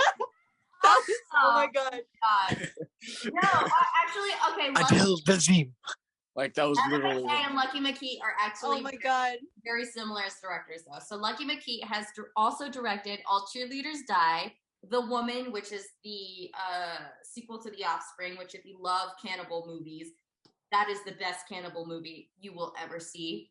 Blood Money, and yeah, as far as like recognizable shit, that's like what he's done. But he did really fantastic with this movie, and the acting is fantastic. And it came out in a time kind of like coming off of the 90s when it was still like okay to be real and to be gritty about talking about identity and still incorporate like cool musical cues and certain cinematic techniques and all that. But May is basically just about a lonely woman who basically just spirals into gore. I think she starts out as a veterinarian, but she's so fucking lonely and so socially awkward that it ends up spiraling. And she tries dating and she tries like being with other people, which includes men and women, and she tries being loved.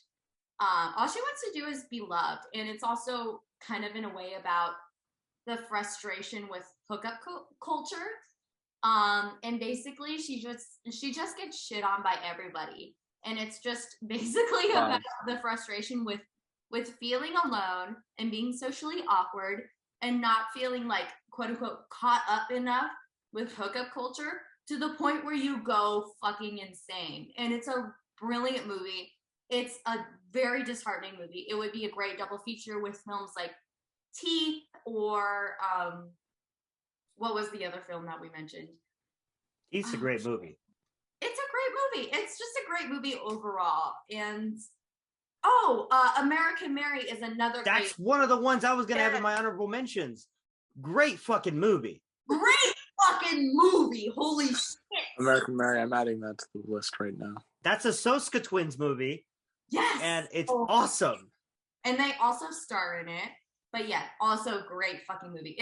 So May is a great movie to double feature with that. That's the first movie that came to my head when you mentioned that, actually. That's really funny. Okay, yeah. No, it's not funny because it's true. Which is, I guess. Also, Our Cheerleaders Die, another McKee movie, could fit in this list. Yes. Because I actually interviewed the cheerleaders for that movie. Yeah. I actually interviewed the cheerleaders from that movie for the channel. I don't know if you know that. I did not know that, and I work for the channel. Yeah. Shit. But yeah, no, I recommend May highly if you're into Teeth, if you're into All Cheerleaders Die, if you're into American Mary, any one of those independent 2000s, 90s-esque films. Posters that appear on the video store walls that you have no idea what they're about. Oh, yeah. American Mary's got one of the best posters of all time. Yeah. I don't know what's Yeah. going on with it, but it looks cool as fuck. No, okay, so Maddie is a huge fan of the Hannibal series. She is the one who played what's his name's sister. I've never seen that. It's all right. Shoot, the guy who got attacked by pigs.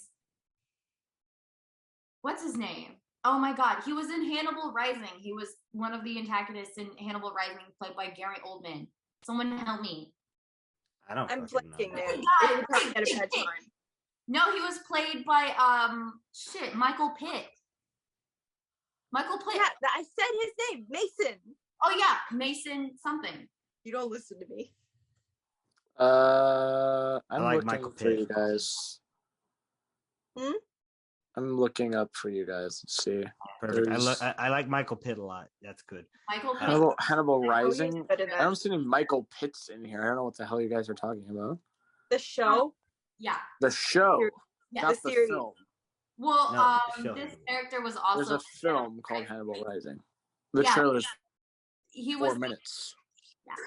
one of the antagonists in Okay. Hannibal Rising. What Mason something. are we talking about? The series, like the show, or the series of The movies? show she plays Mason's sister. Okay, so we And- are on the same page American here. Mary, just for extra added context. Okay, Got it. okay, Got gotcha. it. I don't know how we're always going on tangents and off topic. I've never I think seen we're the on, like, Hannibal 4 show, different but pages. I do love me some Mads Mikkelsen. So Yeah, Yes. Matt, good old Mads Mikkelsen. that's Nicholson. Mwah. I If I love could put them on the Mads. list, I would. That's a My- perfect transition, though. That's a perfect transition, though, for my last pick because this- it is a Norwegian film. Ah. It is directed by Joachim Trier. It came out in 2017, and it's called Thelma. Oh. Telma? Thelma. Oh, wait. Telma? Oh, I know exactly what you're talking about. hmm Now, if you guys don't know who Joachim Trier is, his last movie that just came out last year was called The Worst Person in the World. And Oh, yeah. this is the movie he did before that. And it's called Thelma. And it's about a girl who's a religious girl who's trying to deny the fact that she's in love with another classmate who's a woman. The suppression of which brings on psychokinetic powers. Yes. So Very. she's so closeted, she becomes psychokinetic. Mhm. It's like an M83 music video come to life. It's awesome. Yes. Ooh, My opinion of this film is actually okay. So being honest, when I saw this film, I expected a lot more, but really, this film is more like a mood or more like a feeling, like It's you a were. vibe. Like, it's a vibe. So explaining like if you felt any sort of religious oppression or just oppression, like identity oppression, repression upon yourself, then Thelma might be the film for you. It's about this young woman who goes on to her higher education phase away from her family, even though she's a different kind of person. And it's revealed what kind of person she is because she has those psycho telekinetic fucking abilities or whatever. And she does have a repressed queer relationship with another woman, which ends up resulting in some very serious consequences. Disastrous. Disastrous. Absolutely. My opinion of this film is honestly mid. I saw it at a film festival and I really enjoyed it. It was fine. I'd rather see the director's latest installments because honestly, I felt like it was just one of those films that elaborated on a feeling and just added imagery on top of it rather than it kind of playing on a fuller, more lush story. I feel like there could have been so much more, like the climax and the reveal of the story and of her backstory, I feel could have been covered within the first 30 minutes. And I wish there was a lot more to the story than there already was. It just felt like kind of a flat origin story for me. So I'll tell you, if you've seen any of Joachim Trier's films, he kind of does that. That's sort of what he eats. Same thing in Worst Person in the World. This movie could have probably been 2 hours shorter. You could have gotten everything out in 30 minutes, but he expands on it too much. And you're right. That's exactly what he does here too. Yeah. But like I said, I saw it at a festival. It fits this perfectly. Yeah. That's just my viewpoint. I could still see how a lot of people would really admire this film. Yeah. Not just for its story, but also for its imagery. Not just for its imagery, but also for its story. It is a beautiful looking film. It is. It's a pretty film. Everything he shoots looks beautiful. The acting is good, and that's fucking true, isn't it? Interesting moments in it. Hashtag weird baby moments. What? Yeah. What? Exactly. What? You just have to see it, but Toma's a good one. Toma's a good one, especially if you want to do research on telekinetic characters. If you want a double feature with Midnight Special, there you go. Not a bad fellow suggestion, actually. I like that. And so that was my last pick. On my honorable mentions, I had Knife Plus Heart and Strangers in the Lake. Oh my God, I didn't even write that one down. But that Strangers by the Lake is a fantastic film. I know, I saw it. It's a fantastic, I love that film. I watched that off of Canopy, and that's why it's on my list. It did not disappoint. That's another one of those films that I would describe as situational horror because it feels fucking real. Yeah, real. And Knife. I didn't mention Knife Plus Heart because we mentioned it previously in the other podcast in our Giallo episode. Yeah, I didn't mention it there. What do you have on your list? Me? Yeah. Oh, okay. So for my honorable mentions, okay, here I go. Tom at the Farm, which is another quote-unquote situational horror. It's directed by Xavier Dolan. That fucking dick. I love him. He's so talented. That's why I hate him, because he's so fucking talented. Oh my gosh. Yeah, he's great. It's fun. What is it? I Killed My Mother. A critic said Xavier Dolan's fucking like showing himself as too pretty, and his response to that was, "You can kiss my narcissistic ass." And I love him for it. Hang. I love him for that. Okay. So I love that Tom answer. at the Farm, brilliant film. I watched I Killed My Mother, but Tom at the Farm after watching that. We watched that together. Did we really? Yeah, we watched that together. You guys have seen a lot of She was there. Yes, Bitch, I was there. What's your memory? I'm so sorry. Okay, whatever. I'm sorry. So you liked Tom at the Farm? No, I watched Eyes of My Mother with you. Oh my God. Didn't? Yes.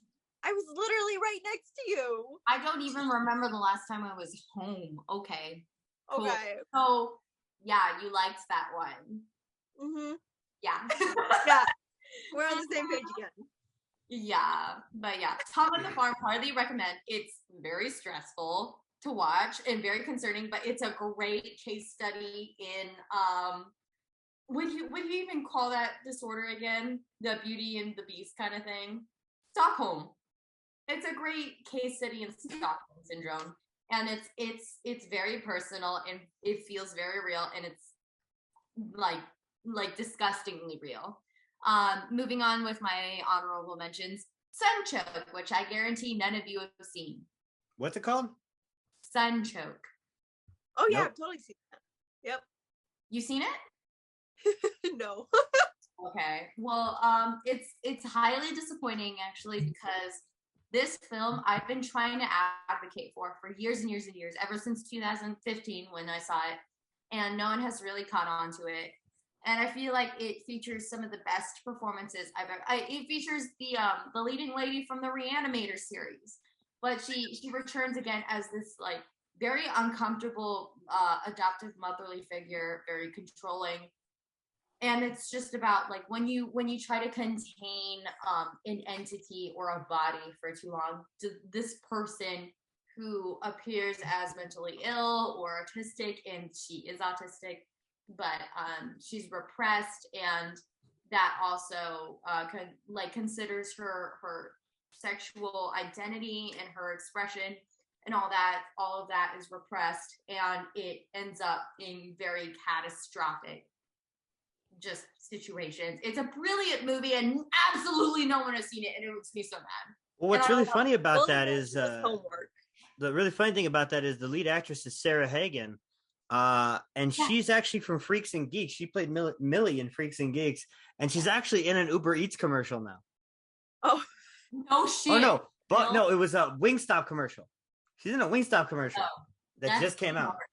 That's worse. Yeah. Which is horrible because Sarah Hagen does an absolutely brilliant job with this role. And it's a really tough role to convey. I don't even know how much I could get into it. I've seen this film 2-3 times, and I've advocated for it so many times, and people just haven't caught on to it, unfortunately. So I'll keep saying it for the rest of my life. Sunchoke is a great, small, indie psychological horror film that you can watch and observe. Moving on from that, Netflix's What Keeps You Alive is also, for me, a fun queer survival horror film. The Perfection, a very twisty Netflix horror film. That's a good one. Perfection's a good one. I've watched it a couple times now. I showed it to my partner. He loved it. What Keeps You Alive's good too. It's super fun. Honestly, I really loved it. It was really panned upon. Not a lot of people liked it apparently, or critics. I thought it was fine. I thought it was fine. Yeah, it was a good survival horror, and then some. You know, The Perfection is actually really surprisingly good because I didn't have high expectations for that. But exactly, and it almost kind of wanted you to think that. It wanted you to think it was a zombie disease horror or whatsoever. Mhm. And it's so much more than that.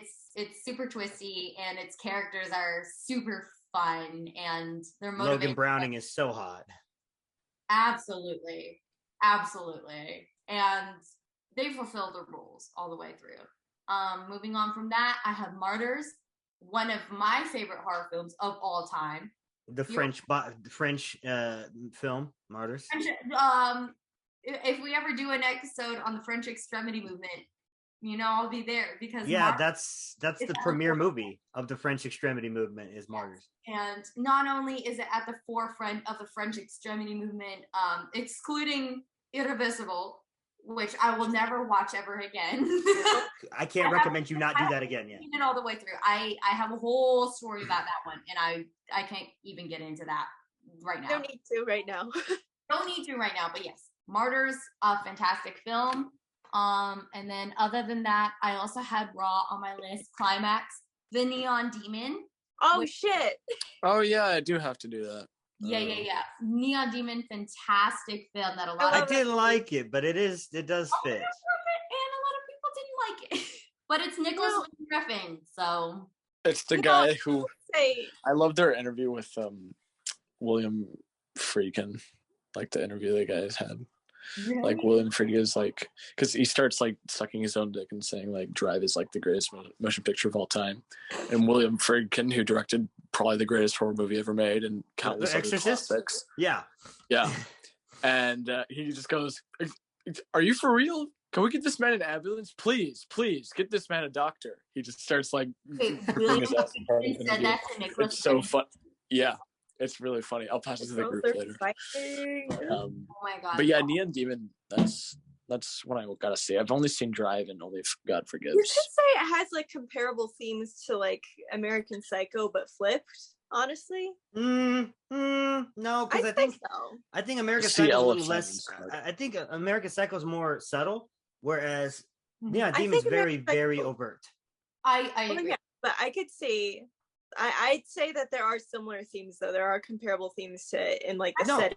yeah, but I just think that the Cinematically. way that they're dispelled is it's so much more overt in Refn's films because that guy doesn't understand Oh, yeah. subtlety if it hit him in the face. Yeah, yeah. Even physically, because Nicholas Winding Refn is he professes he it's almost like a braggart. Like he's like, I'm colorblind, so that's why my movies are so.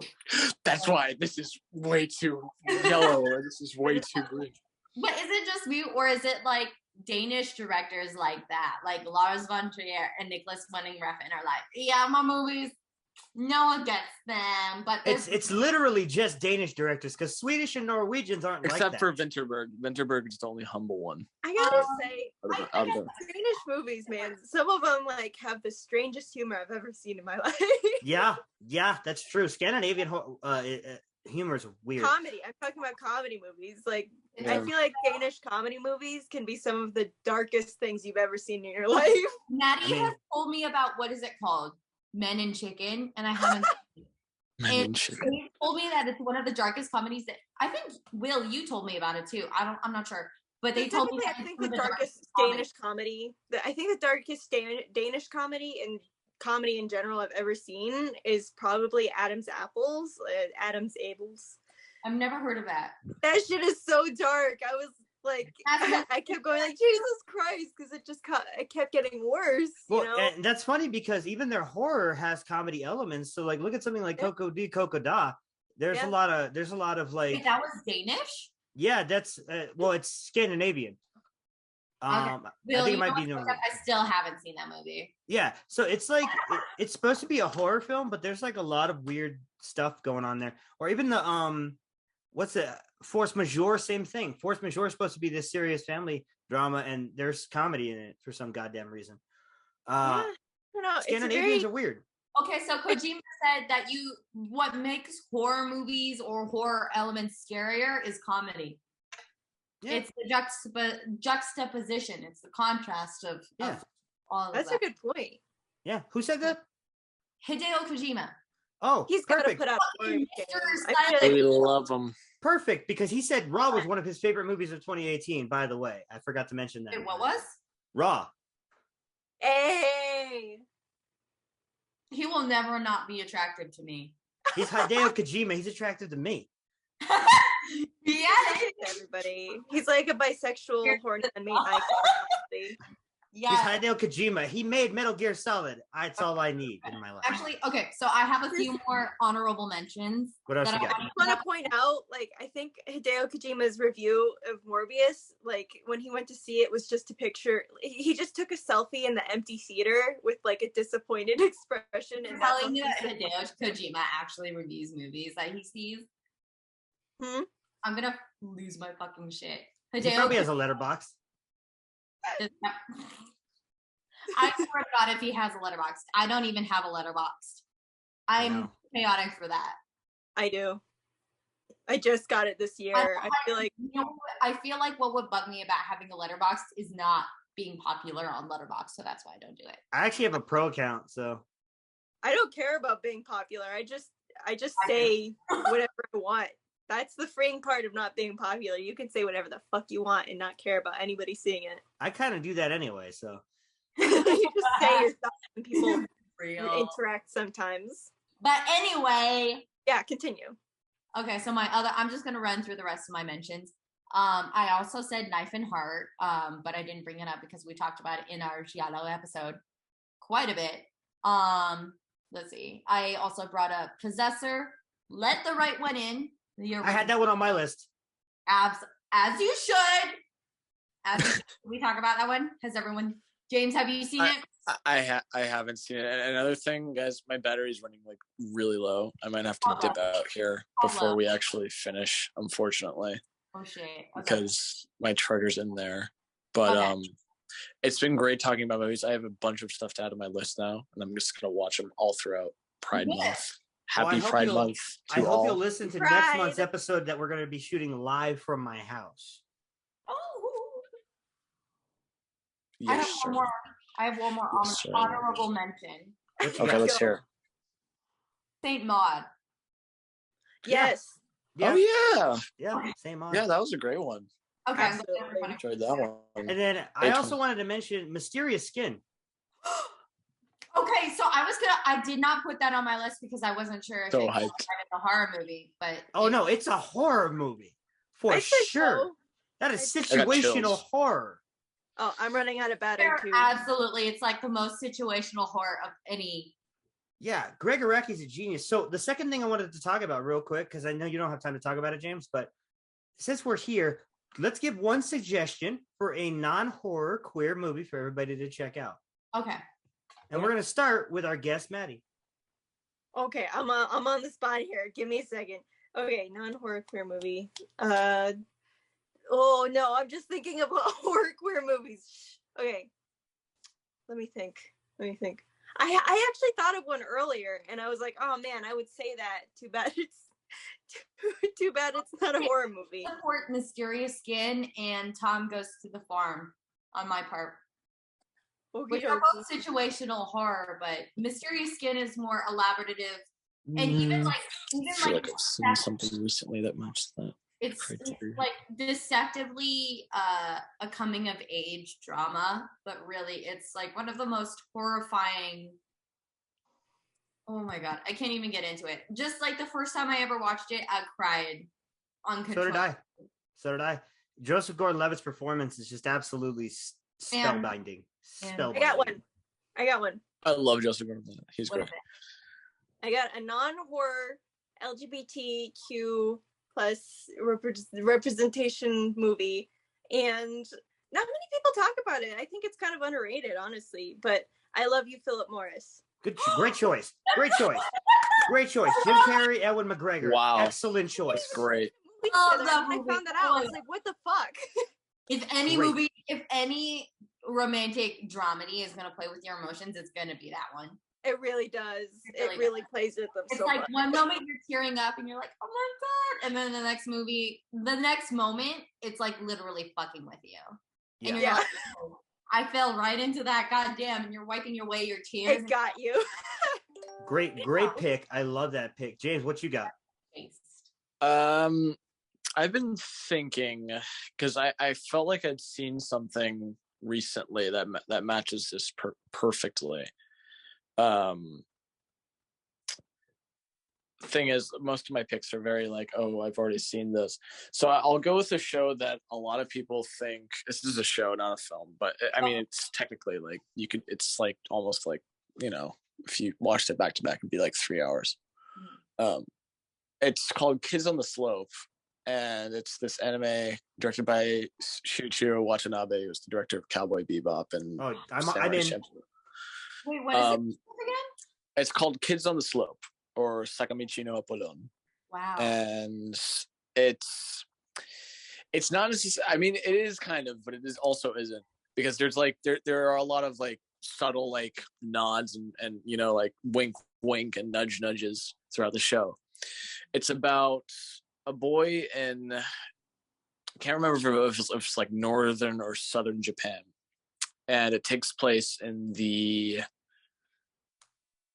I want to say 60s, like mid 60s, 1960s, and it's about this group of kids of high schoolers who come together.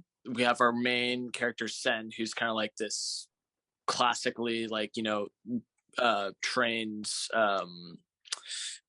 top of his class, best pupil, wears the 4 eyes glasses, all that sort of thing, and he plays the piano beautifully. He plays classical music, and he gets to his new school and he meets this other guy called Sentaro, which is like he's like this brute guy. He might have gotten held back a couple of years. He's kind of like dumb, but he's got a good heart, and he plays the drums really well. And then we have Richan, whose father owns a record store, and it just so happens that this record store has a jazz like jam kits below. It has like its whole like studio beneath the store. So Sentaro and Sen and they start jamming together, and it's like this story about, you know, coming together through jazz and growing up in a transformative period for both the music and for the times like in the world in Japan. And it's really great. And, you know, their bond grows closer over the show. And it's actually really beautiful. And it doesn't really adhere to a specific type of sexuality. Like you can take from it whatever you want, sort of thing. So it's great. I can't do it justice in words. Like it's a really great show. Well, James, you went out with a bang, my friend. Yeah. Considering that it's from so it's incredible. The creator of Cowboy Bebop and Samurai Champloo has actually reached across so many genres. I'm convinced that they're the William Burroughs, or not William Burroughs. What's his name? Shit, I don't know. Just like such a versatile creator when it comes to anime. Like they even created like Ergo Proxy, and then what's their newer show? Oh yeah, Ergo Proxy, Space Dandy. Yes, and Ergo Proxy is one of my favorite anime. But to match your recommendation, I would also recommend Banana Fish, which is actually a gangster crime thriller anime series with very heavy queer context. And you can take from it what you do, but that's my recommendation. And also, I just found a movie that isn't a horror movie, but it's like a queer thriller romance called My Summer Love. And I've seen that. A fantastic movie. A very early performance by Emily Blunt. Very surprising. Oh, really? Yes, it's good. Well, I'm a huge fan, so I'll check it out. Check it out. My suggestion before I go forward, there is a horror film that has elements that we missed out on, Shay. And what is it? Is Satoshi Kon's Perfect Blue. Oh yeah, that's right. That's another one. There are definitely both horror and queer elements in that film. Wait, especially when you think about the villain. Oh yeah. Oh. Okay, so shit. Okay, so I've seen this film twice. And for those of you, okay, so faint little plug. For those of you uninitiated, if you're not familiar with me in Will's work or series or whatever, that was the very first podcast episode that we ever recorded.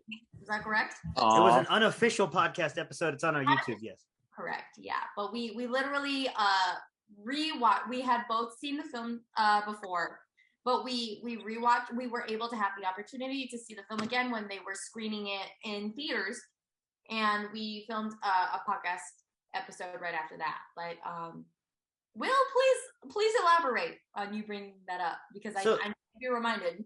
Have we all seen the movie? Yes. Okay. So in Perfect Blue, the actual villain of the plot, the thing making her go insane is her manager, who's in love with her. Would you say in love or are they dysphoric? I think that the jealousy and the dysphoria stems from love. I think you could take that out of there.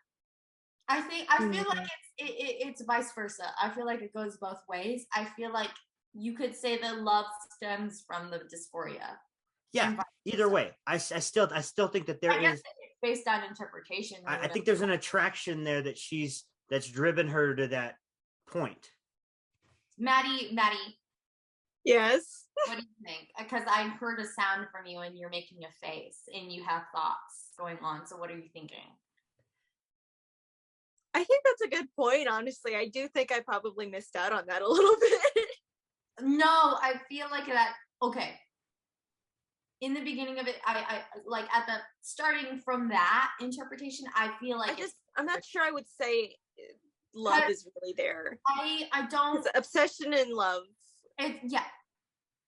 But you don't have to have general love in order for that to work. That obsession could stem from a sexual attraction. There was so from my viewpoint, there was no sexual attraction from that. I feel like there was just a dysphoric obsession having to do with the main character that led to her psychosis and also the spoilers, her manager ending up being obsessed with her. It could have been sexual attraction, but in my opinion, there was not really any implication of that. And I'll tell you why I make this point, because one of the movies that was created out of that certainly fits the bill. About, Black Swan.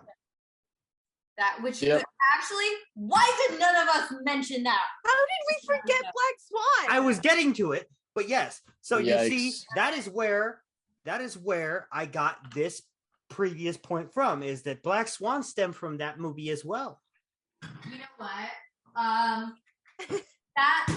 Honestly, that makes me disagree with you choosing to talk about Perfect Blue over Black Swan, honestly. Because I'd say Black Swan is...